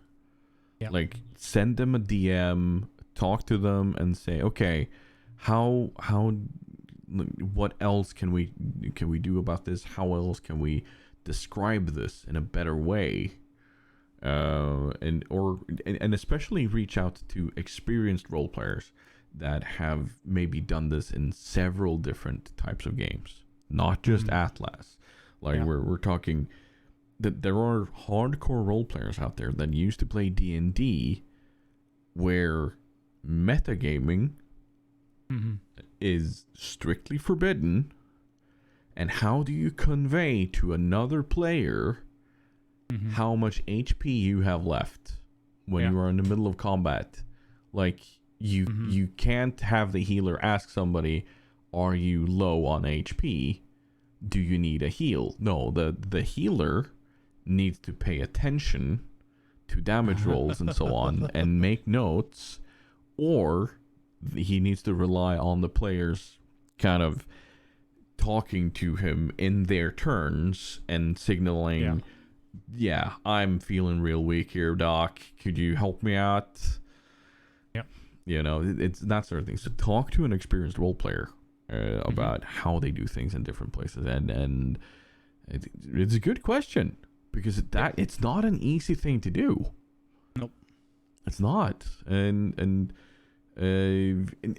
especially when it comes to systems where you're not set in the modern day, like Atlas is not modern. It's fantasy, and especially on the DSRP server, it is set to be 1800s ish. I don't know. Yeah, well, they put 17 and then the current year. Yeah. So we just go with 1722 right now. Right, 1722. So America is not really even founded. Yeah. So yeah, that's interesting. Anyway, yeah, no, it's hard to kind of do in a proper way. Yeah. A lot of it just comes down to creativity, and it comes down to a willingness to learn as well. Yeah. And adapt. Because again, it's not so much that people will make mistake. Everyone does, but it's when people are unwilling to learn and adapt from it. That's when it becomes frustrating. And the same goes not just for mechanical things, but also for people just it can be even the slightest things. People's tics and behaviors, the way they move their characters around sometimes can be a thing. We've had one where the simple thing of just constantly being in focus or in the way, if you know what I mean. Yeah. So that people underestimate how horribly immersion breaking that can be. We had it as well in the previous half season as well, where people would just linger They would just be there, and you're like, why are you here? What, like, they weren't living out their character's existence in the world. They were being a player, and I totally get it, but they were just being a player wanting to be, you know, in a scene, you know, with the other characters they like or players they like or whatever, you know? And it's so that is incredibly immersion breaking, because you can't there's no other way to put it. It's just like, why are you there? And it's not because you want people to go away. This is not a case of saying, well, people should just come up for the thing they need and then immediately leave. You don't have to leave. It's just have a purpose. Why is your character there? What's the continuation of your presence, like in a specific scene or whatever? And it's funny that a lot of people just don't get it, or they don't notice. And I think that's one of the harder things. You know, DSRP is amazing as an immersive experience overall. It can be quite frustrating at other times, because again, it's not that people won't be new, or we're not looking for perfection, because no one is. Goodness knows I make enough mistakes in there too. But it's that willingness to learn and adapt and develop over time. That's what you need to have. You need to have that desire to have fun and let it improve over time. And when that's missing, that's when it becomes like awkward. Because that becomes a trait that you're expecting, and then you start thinking about the player rather than the character. Yeah, indeed. And that's when meta comes in and kind of breaks it again. So just like this whole lingering thing, just imagine it, like if you have a boyfriend, girlfriend, wife, fiance, husband, whatever, you have a significant other or somebody you're living with, it could be family. Just imagine that they are always within your eyesight, observing you. They're not malicious or anything. They just want to observe you and kind of be around. You might start to go, why are you here? Do you not have other things to do? You know? Yeah, that's a really good way of putting it. Yeah, that's a really good. Just kind of having that in mind as you're walking around with your own character. Like, your character has a life, but I think for a lot of people, not being native role players, if that makes sense, it's hard to make that ambiguation of, yes, I am my character, or I am playing a character. This is what I need to do. My character is a mailman. I need to deliver mail, not watch Animal hatch another dragon in his boat. I don't know if Animal does that, but it sounds like an animal thing to do. I mean, honestly, yeah. Like after some of the conversation him and Gilly has had on their boat trips, yeah, there are things going on out there that shouldn't be shared. Let's just put it like that. Yeah. Poor Animal. I also feel for Gilly though in that whole situation. My lord, there are some conversations going on there, but yeah, just you are a character. You are a role. You have a purpose, and if you are unable to think of that purpose, you should really go back to the drawing block and kind of think of, what am I doing with this character? Am I happy with it? No. Then walk away. And speaking of players and characters, we have a segue. Integrating guest players and how to deal with it when one player is missing in an RP session in like D&D, Pathfinder, etc. Approaches, ideas, shenanigans. And shenanigans is actually a very good word here, because I have an example of something that happened recently. Okay. So the little adventure that I'm doing for Dante, Mari, Jetty, and Jurak, we recently had a guest player because Jurak was gone, and Andritos was there for us, and he was a guest player. He stepped in and had a lot of fun. And the way I introduced him, like, because I have set up the system I have, I had kind of a cheat on how to introduce him. So the last session before Andritos joined, they were they were ready to set off on their adventure. Okay. Like they were on their way towards the city gates to set off. Mm-hmm. So I started the session where Andritos would be coming in with collapsing the city gates on them and killing all the players. And they were like, wait, what? Hold on. What just happened? And then I kind of had them go through from the start, because I woke them up the day after they had a festival where the entire campaign started. And I kind of walked them through without being able to have any action or input on what's going on, replaying moments, but changing some moments, mm-hmm. which allowed me to introduce Andritos' character. And having sort of a day after tomorrow feeling of it, and Edge of Tomorrow feeling. Sorry, Edge of Tomorrow. You know, the Tom Cruise and Emily Blunt,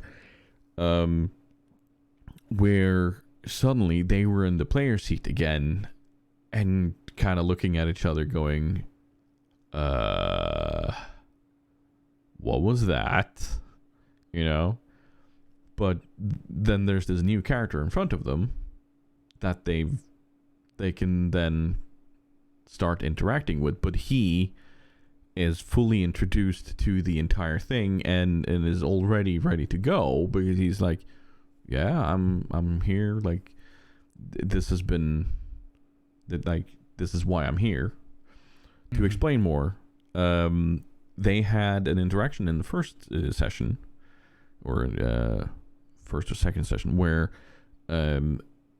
they were talking to a guild of rangers, where they were pretty much just being shooed away from the gate.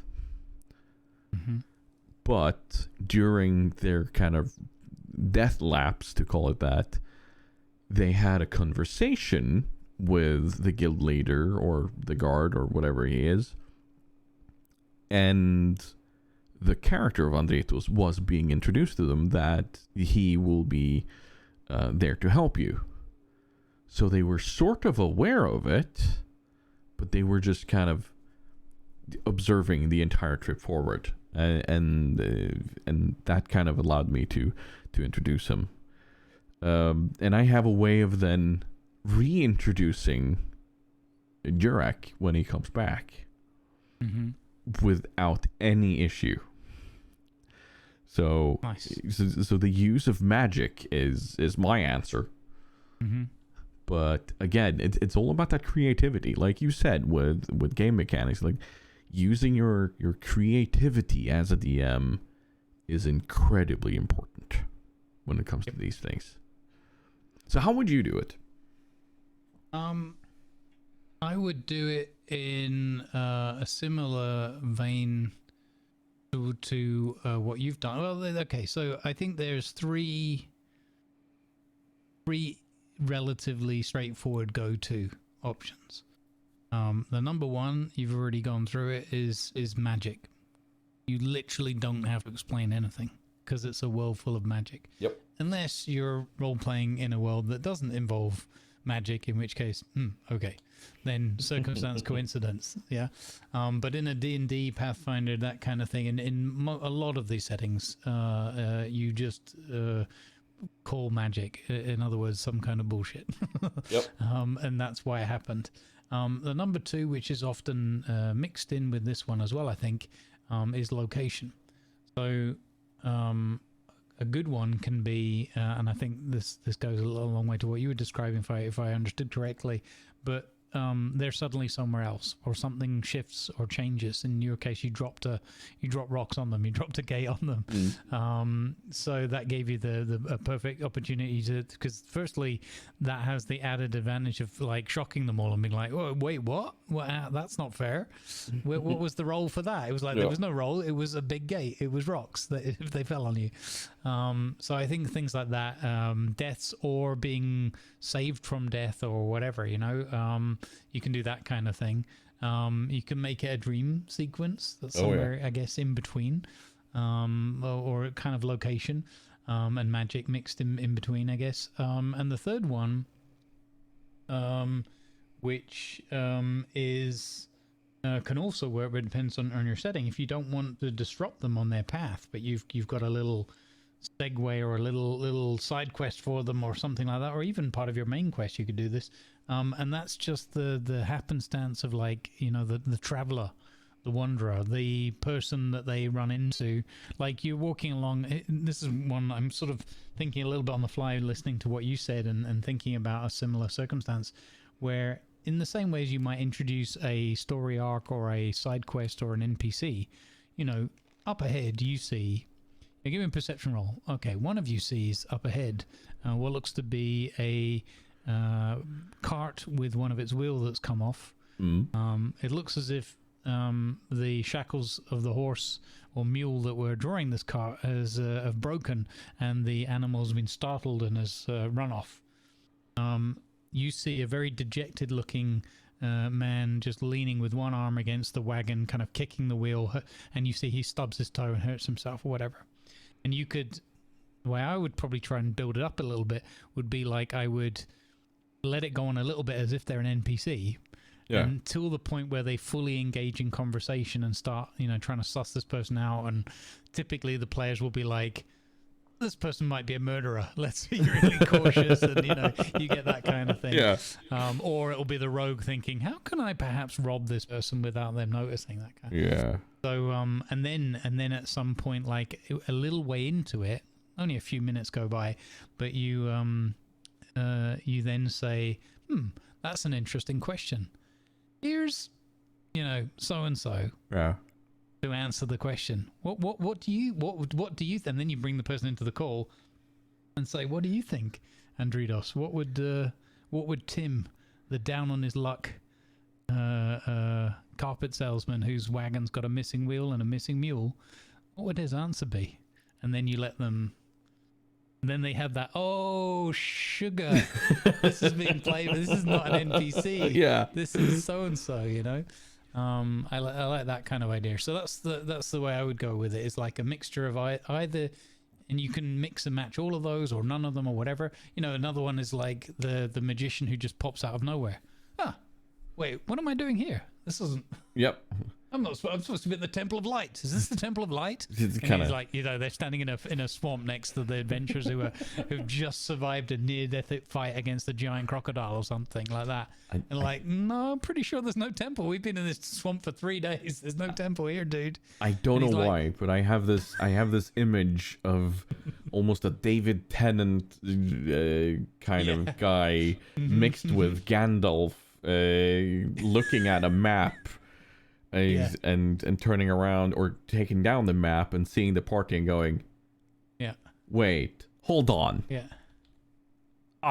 sugar, you know, and then where am I?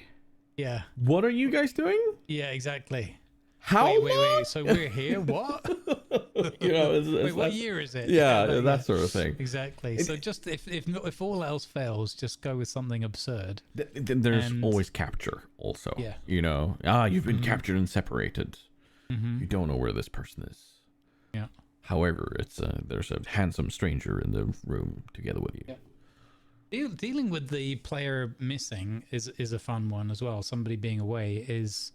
That was more about how to introduce someone, but the being someone being away, I definitely like magic in those circumstances a lot. That's the easiest one. Let's put it that way.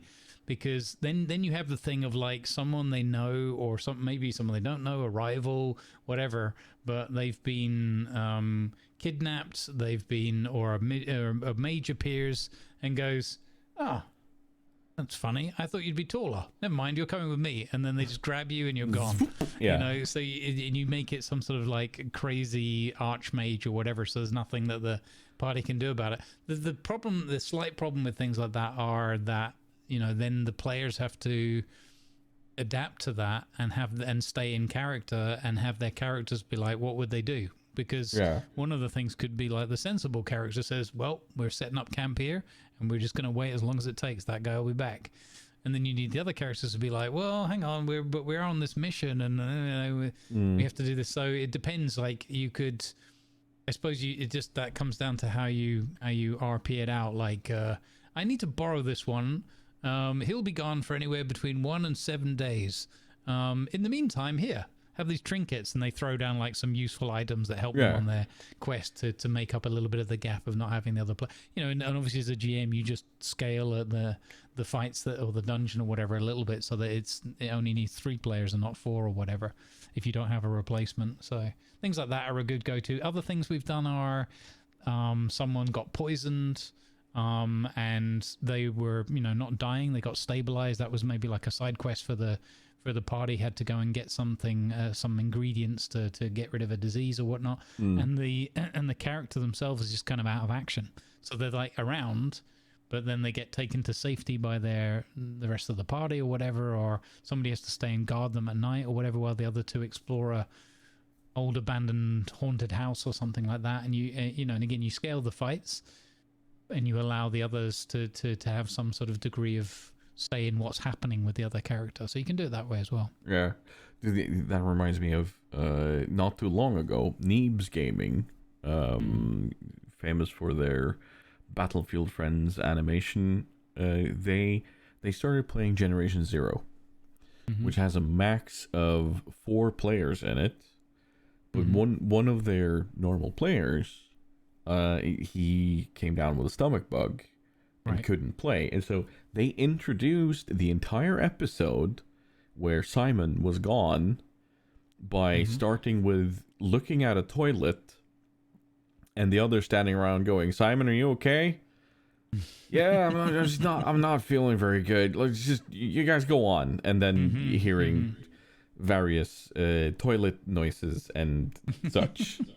And then they going, "Oh, good gods, yeah, no, we're staying away." And then in the next episode, they introduced him by going, "Are you okay? Are you sure you're okay?" And then just kind of social distancing from this poor guy, but he's now back. So yeah, no, it's and that is a computer game where they didn't even have to do it. They were not in a role playing setting, but I love that as a way of kind of saying, okay, this is why Simon is gone, and actually implementing it into the video. So no, that's and that can easily work in a role playing game too. Like nobody questions diarrhea, you know. That's just simple. Somebody tells you they have diarrhea, they're not going, "Oh, how long have you had it?" Or like, no, everybody else is going to go, "Okay, you take care of yourself." You know, that's how simple it is. Exactly. Yeah. So when in doubt, diarrhea.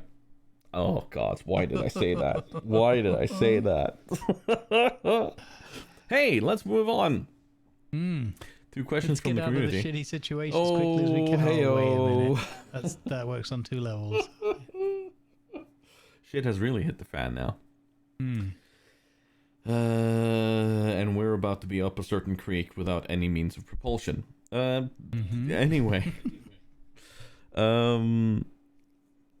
We have a few questions from the community. I say from the community, it's Mari again. Thank you, Mari. Thanks, Mari. Also, hi, Mari. Don't you start. So she has a couple of questions regarding healthy lifestyle, our go-to comfort food, and candy from our youth. So healthy lifestyle is probably just, I'm not sure how much time we're going to use on this because we have been recording for a bit now, but struggles, goals, and approaches. And both of us, having had jobs within the IT business, they are very often the kind of job that has you sit still a lot, encounter a lot of stress, and in general, it doesn't necessarily promote a very healthy lifestyle unless you very actively seek it out yourself. And then I guess the same thing can be said for streaming.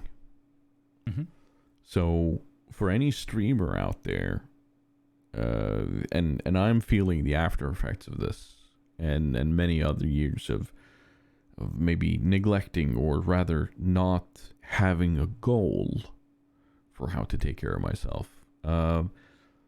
Like the struggle is, of course, how to go about it and still have enough time to do content creation.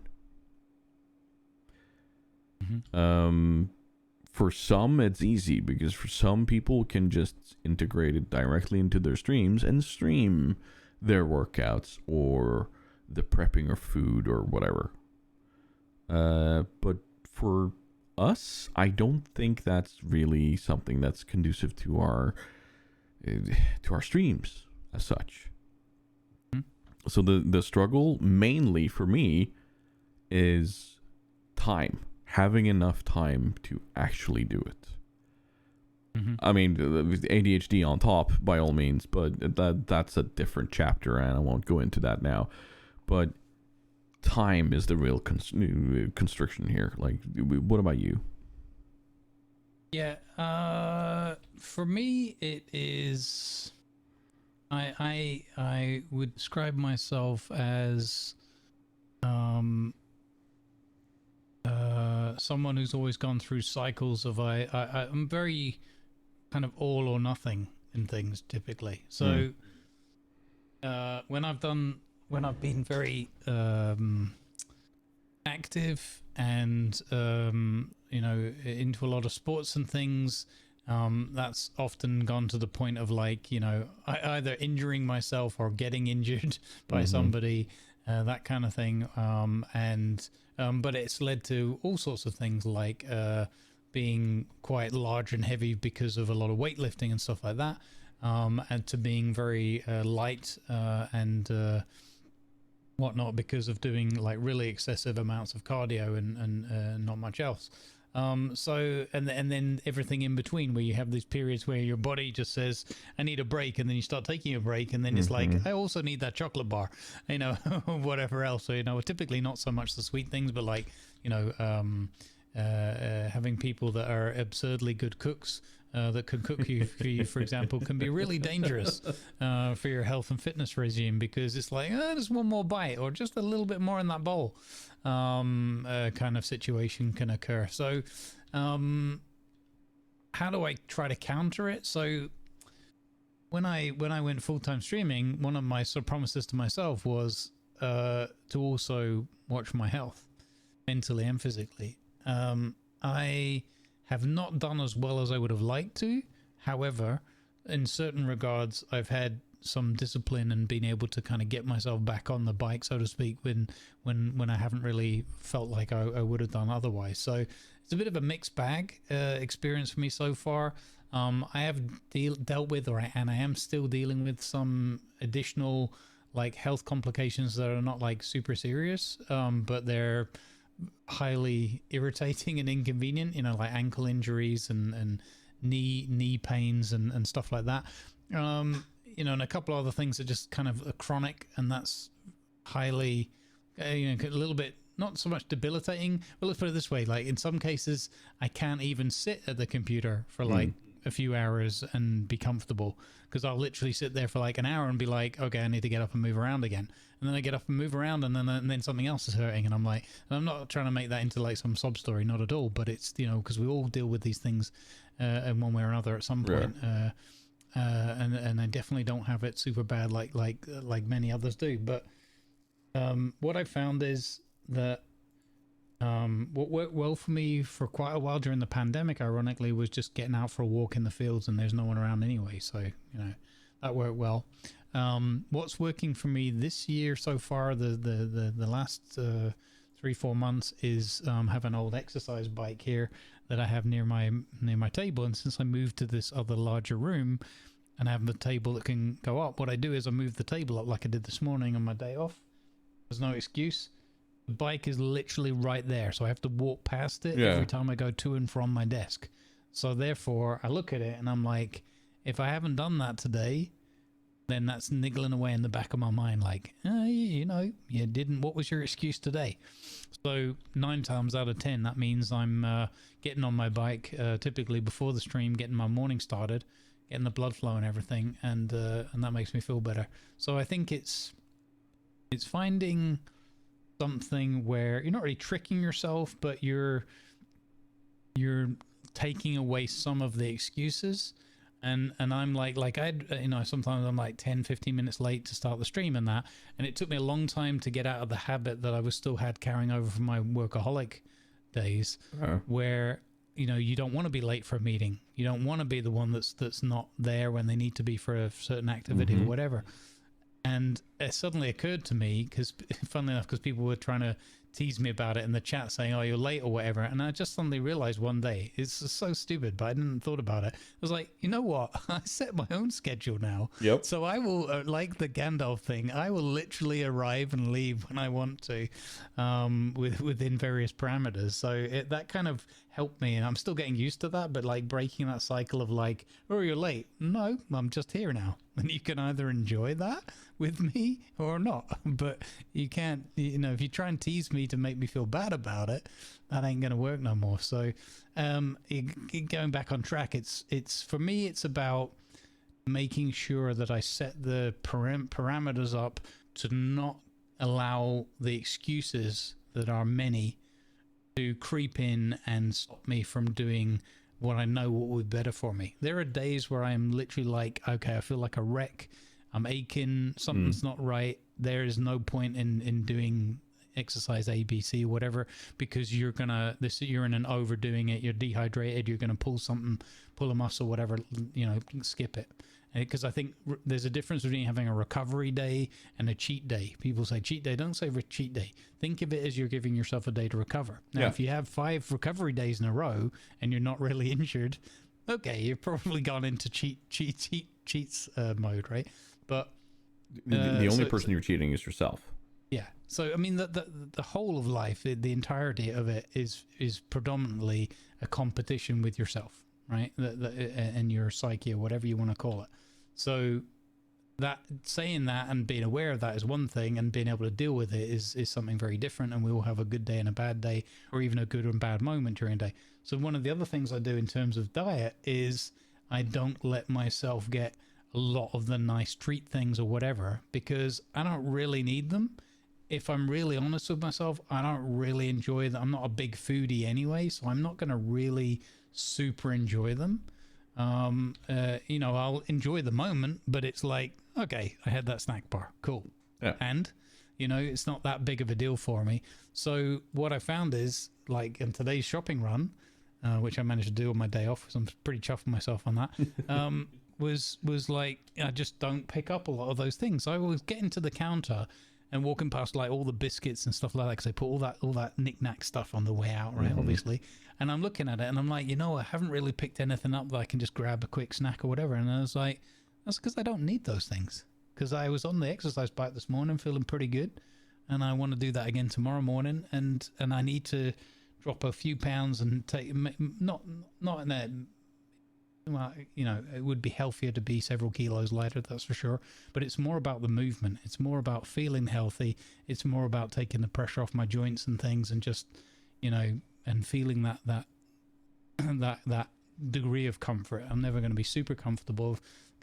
Too many tears and aches now for that, but there's a difference between a little bit of wear and tear and getting a bit older, and the difference of like letting it exacerbate and letting it become worse because you're not doing anything against it. So I guess that's I don't know if that makes sense or if it's just rambling or helps at all, but that's kind of how I try to do it. Is the struggle is real, it's there all the time, and the main ones are just to try to take as many excuses away from around me as I can. Yeah. I do believe that, like, especially what you said with cheat days. The only thing you're cheating is yourself. So, like, be kind to yourself. Like, be honest. Say to yourself, okay, I just need a day off. Because we can't always be on top. That if you measure yourself and your productivity by the days you're on top, you are quickly going to burn yourself out. By not being able to reach new goals, by not being able to reach new personal bests, and so on. So it's a long run. Like, don't. I'm very much a fan of quoting or paraphrasing Einstein on this. If you judge a fish by its ability to climb a tree, then yeah, you're not going to be very in belief that fish is smart or anything. Yeah. So judge yourself by the days where, like, what is your average, and what can you do with those average days?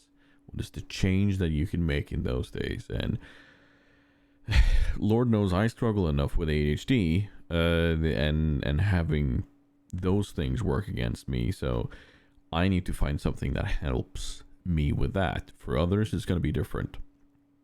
But yeah, that is literally one of the biggest challenges for me. It's how do I overcome the struggle with ADHD and finding enough time, because full-time work, streaming, you know. But my goal is very simple: get into a better healthy place for myself, because I know that's going to help my brain a lot.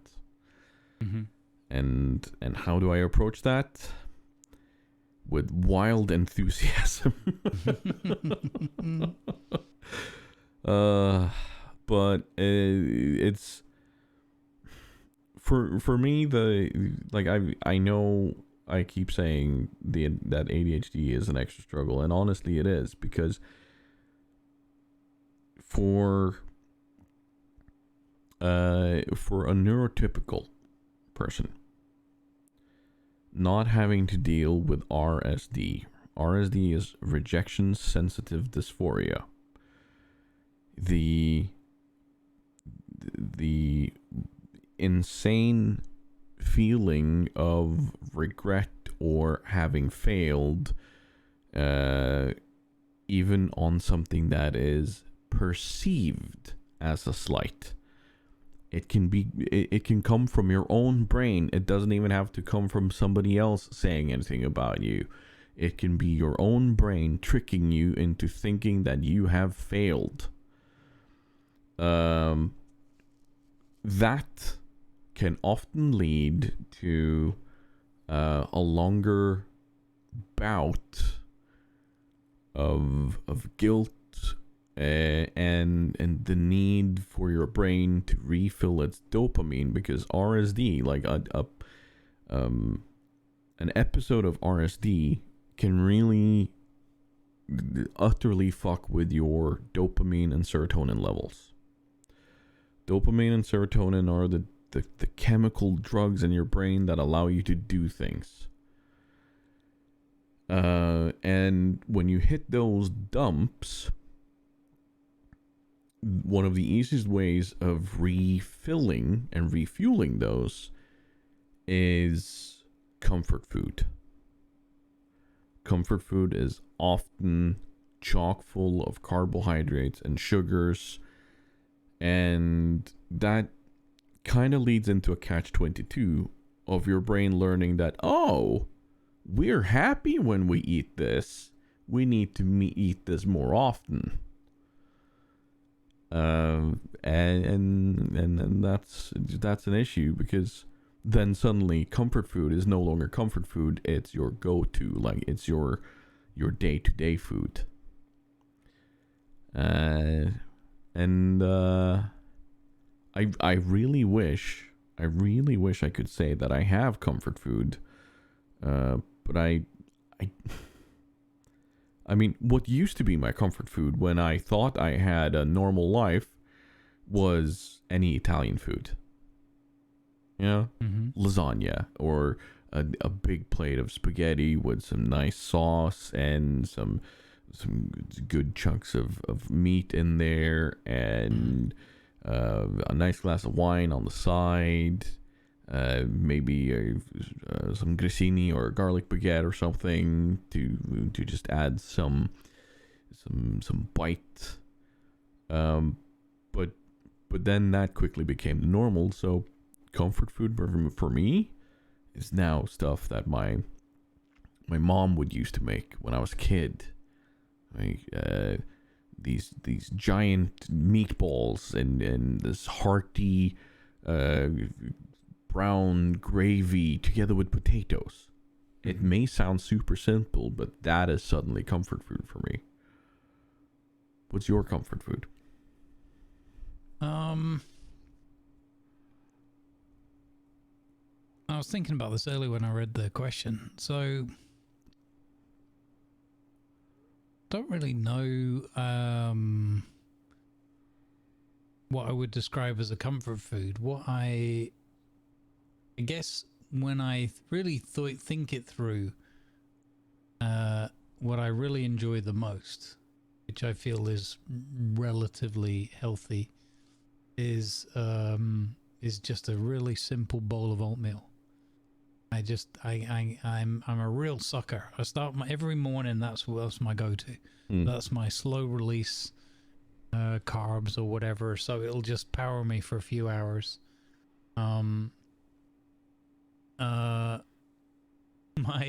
My quick snack when I'm streaming is buttered toast that I let go a little bit cold because I'm usually too busy jibber jabbing instead of eating it. And I guess in terms of like a meal, a more hearty meal, I'm a real bread person. So like a proper good pepperoni pizza, whatever, crust, deep dish, it doesn't matter, something like that. Or and also as I've matured, I've got more appreciation from some of those simple ingredients like the tomato that goes into it and some herbs and spices and whatnot. Chilies. I love to have some heat in my food. I'm not like crazy levels of heat. I can't deal with that. But just that little kick and that spice to it. And I guess if I had to pick like one other thing, it would be good old fish and chips. Just, I guess that's a throwback from growing up. Yeah. In Britain. But good old fish and chips, you can't really beat good old fish and chips. So I have like the oven equivalent, but it's like it's not really fish and chips. But every once in a while I have that, and I'll just trick myself into thinking I'm having fish and chips, but it's not really the same as going down the fish and chip shops that we used to have growing up. But yeah, so those are like kind of my staples, and I'm very much a creature of habit. I'm not, as I said, I'm not really a foodie. I've never been a big like, I got to try this or I got to try that or whatever. It just, I will eat what's put in front of me, but I'm also very stubborn. I know this will come to a shock to people, but if I don't like a thing, I don't like a thing. Yeah. People are like, you haven't tried it like this. I don't like that thing. What do you mean? But you never even tried it. Doesn't matter. I'm looking at it. I know what it is. I don't like that thing.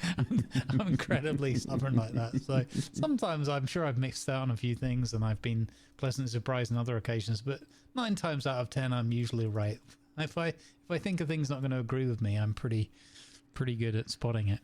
Yeah, no, it's one of those things. But you mentioned fish and chips. I bet you that the restaurant that I went to recently, together with Mari, and had fish and chips, could make you a pretty goddamn good fish and chips. Certain of it. Because the fish, that was guaranteed slaughtered that day. Yeah, coastal and lake people know how to do fish. Oh yeah. And they learn quickly how to do chips to go with fish. They do. And yeah, you can't. I'm not knocking inlanders or whatever, but you don't know nothing about fish and chips. The inlanders, they have their deer and moose and whatever. Yeah, exactly. that's fine. That's things. fine. But they just don't know fish, man. No, they don't know fish. They don't. And whereas meat is like when you screw it up, it's bad. But when you screw up fish, oh man, that goes horrendous. But it's so much harder to master, I'd say, honestly. But candy of your youth is a question here from Maria. I'm like, what classical candy reminds you of your youth? I gotta say, I wasn't really a candy kid. But if it was one thing that I really enjoyed, it was just those Haribo peaches. You know, like they had these small pallets of peaches that were just really chewy and wonderful wine gum. Okay. Yeah. I don't know them, but yeah. Sweet, but somehow refreshing at the same time. That's kind of my thing. But that and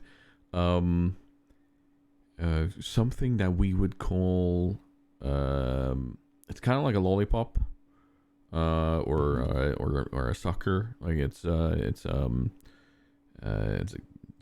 hard candy on a little stick that you just kind of put in your mouth and you just roll it around and suck on it. It makes a horrible noise when you try to chomp on it. Yeah. Okay. Like we had those that were called bad de ball. Like it's like Chupa Chops, but even better. and bad de ball would mean it means beach ball. Okay. You know, like one of those giant blow up beach balls. Yeah. Yeah, that's what it was. So different artificial candy flavors on those, like everything from strawberry to raspberry, blueberry, all of the normal ones, And my go-to there was always the raspberry, because it had some tang and some sweet. Yeah. So that's probably my kind of, like, if I see those now, I still kind of think back to my youth. So yeah. Sounds good. I was trying to think what I would say if we're talking like real childhood sort of recollections. It would be we had a thing called, especially around Christmas time, there'd be the Quality Street tin.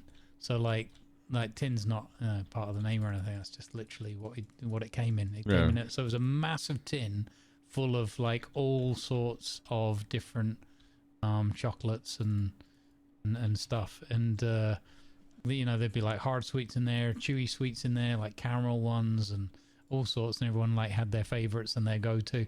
The classic jokes or like was always like an experience was always, you'd go to the Quality Street tin, it'd be like 3/4 full or more, only like exactly like everyone's favorite would be gone, like the soft chewy caramel one or whatever, that kind of thing. I see them now. I've googled the picture, I see them, I recognize these. Yeah, I recognize them mostly because any time I saw a box of those, it would be full of sewing things. I recognize those. Yeah, anytime you have any sort of assorted stuff like that, we have a collection bag called Twist here in Norway. Twist. Yeah, like it's like all sorts, everything from licorice to sort of a Milky Way type one. There's something with nuts in it that has a certain shape and so on. Like so many different types, and their slogan is literally care for your favorite pieces, like or watch over your favorite pieces, Okay, yeah. So sounds about right. Yeah. It sounds familiar. Mm-hmm. It sounds familiar. You know what else sounds familiar? What's that? Something to smile about. Nice. That does sound familiar. Nice Yeah. segue. Hey, thank you. Sometimes I really nail these, you know? Yeah. Just needs a jingle. Yeah, it needs a jingle. Jingles. Jingle.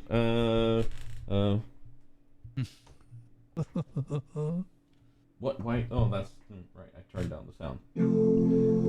Something to smile about. There you go.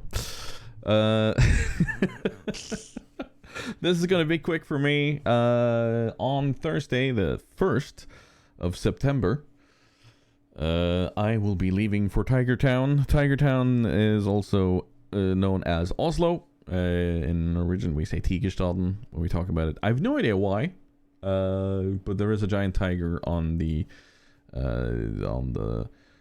front, like right outside the front of the Oslo Central Station, where all the trains and everything stops. And it's gonna be my first time back in Oslo ever since I moved, and it's gonna be as a tourist, and I'm really looking forward to it.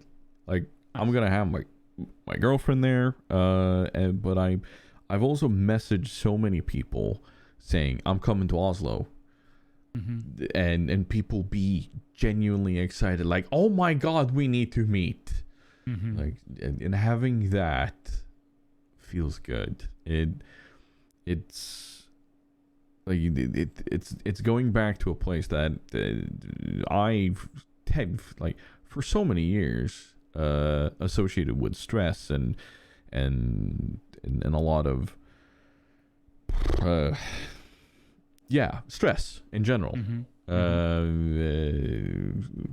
By all means, many good times, but generally just going around with my shoulders glued to my ears because of being stressed. So going back there and just enjoying the city for what it is, but also with prior knowledge of, like, restaurants to go to or so on. I'm really looking forward to that, and that makes me smile. That sounds good. And you with your secrets. Mwahaha. What were you So talking I pulled a tiger this time around, and I picked two things to smile about. One of hey, hold on. Wait a minute. No, that's No, not you pulling a always do it. tiger. You always do. Look, if you don't believe me, go back and listen to our podcast. Like, you haven't done that before. No, well, no, but you know, it's not the point. Fair enough. Knowing me and my indecisiveness at times, I probably started it. But anyway, actually, I'm just gonna blame Grumpy. I don't think we even had this section when he was. Anyway, Mr. Texas Hula. Yeah. A wonderful human being that he is, has been doing all sorts of things, but also, you know, to try and balance things out. And he's got his job stress and then his streaming stuff to do, and managing a family and health and all those kind of stuff. So he's from time to time he's just been doing that old grandfather thing, just sitting down with a little bit of wood and a little whittling knife and just whittling away. And he posts these things, and he recently, this is a few weeks back, but he did some where he had like little gnomes or something like that, and he tweeted, and I was able to make a comment about bloody gnomes or something. But it's just so fun to see somebody who's got that creative knack and that talent, but just sitting back and not trying to like make a superb, you know, not to say he's doing it half-ass or whatever, but just like, you know, just for fun. Yeah. And then just sharing the result and saying, look, here's one I whittled earlier, kind of thing. And it just, look, they're just fantastic. It's just super little fun figurines or whatever, and things that he's making. And because all of his I call it artwork, you know, his woodwork, I've always said it's like art. And he's getting so good now, but also because he's got an eye for it, and he know perfectionist, that kind of artist's dilemma of, like, you know, when is it done, when does it look right, when, you know, and what if you make a little nick here or whatever. So he's got all that going on, and these little whittling things are like super fun because he does them really well, but it's also something where you can just relax and say, you know, ta-da! There you go. Yeah. And you know what? That kind of reminds me of somebody I watch on TikTok. He's called Kim Diasholm. He's a Norwegian artist, and he does these ink monsters that he does to kind of work with his own creativity. So he blots down ink on a paper, and then he blows on it or uses paper to smear it out, and then he creates a monster from that. And sometimes he says they turn out great, and other times they turn out bad, but it's all about kind of seeing the monster and working with it. And I kind of imagine Hula sitting there with this whittling and kind of going, oh yeah, I can turn that into this thing. And then didn't really quite turn out super, but it's something, you know? Yeah. And he's still done it. Like he's done something creative, and I like that idea. Yeah, exactly. So that was my something to smile about, because it just makes me smile to see something being created anyway, and then to know that a friend's just finding a good place to be creative but also relax and not let all them stresses and strains kind of wipe you out and overrun you, because it's so easy. It happens to all of us.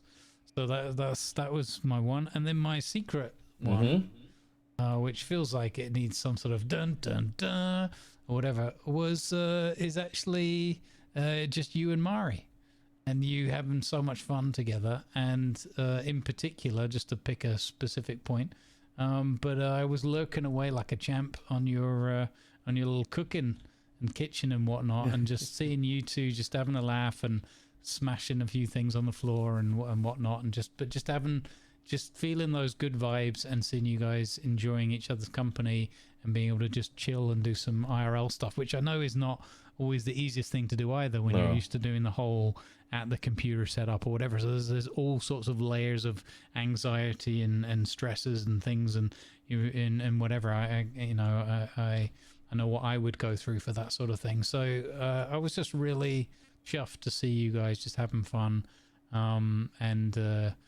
I was just watching a bit of it, and then you were doing your thing and talking and come back to the computer and then doing your cooking, you're preparing or whatever, and then just all of a sudden Mari just sort of, her head just popped in from the side of the screen. I was like, oh look, it's Mari, and then I was away for a bit because I wasn't at the computer the whole, and then coming back and just glancing across at the screen and seeing you guys like chatting and moving around the kitchen having some fun, and it just really put a huge smile on my face. So there you go. That was why I kept it as a surprise, so I could talk about you guys in favourable terms without you going, no, we've got to end, we've run out of time.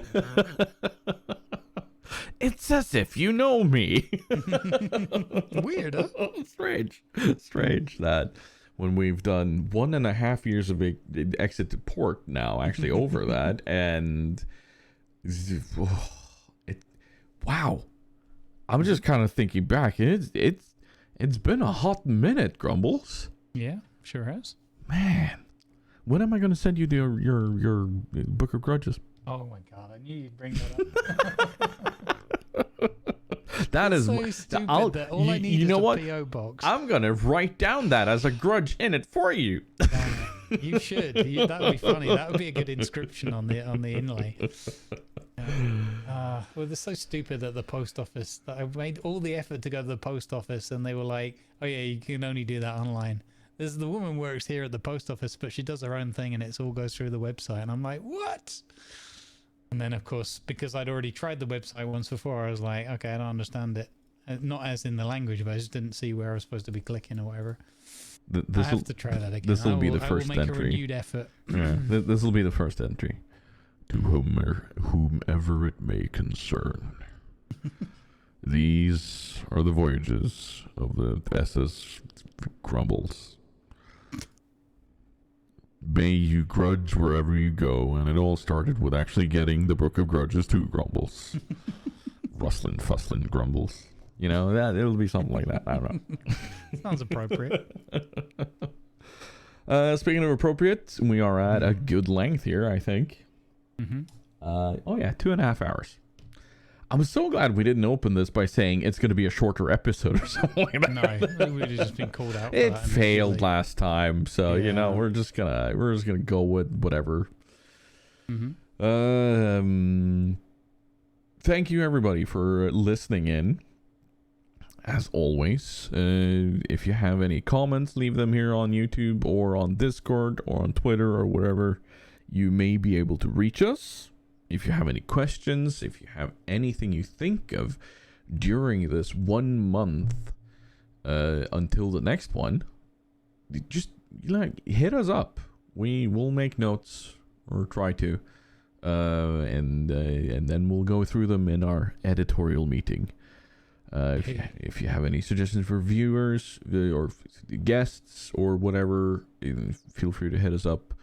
We've had guests on before, and I do have other people I want to have as guests, and we're talking people that are in the CDD stream team that I want to talk to.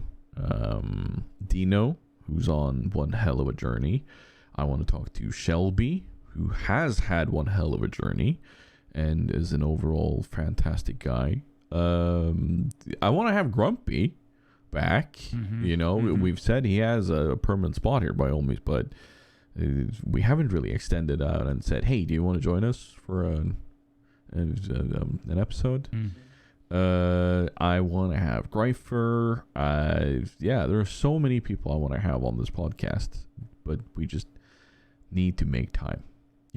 Maybe we could do an off-schedule recording so that we can then use a guest episode as a filler if there's suddenly like sugar, the world is collapsing. Let's just use this episode. I don't know. It's a possibility. Anyway, I just filled on even more minutes trying to do an outro. Well done. Yeah, thank you. Let's see. It's what I do. No, that didn't work. Screw it. Whatever. Thank you, everybody, for being here. I've been the Tiger. He's been the Grumbles. And as always, just kind of do your thing. And we will be looking forward to exiting to port with you in the next one. Goodbye. Bye.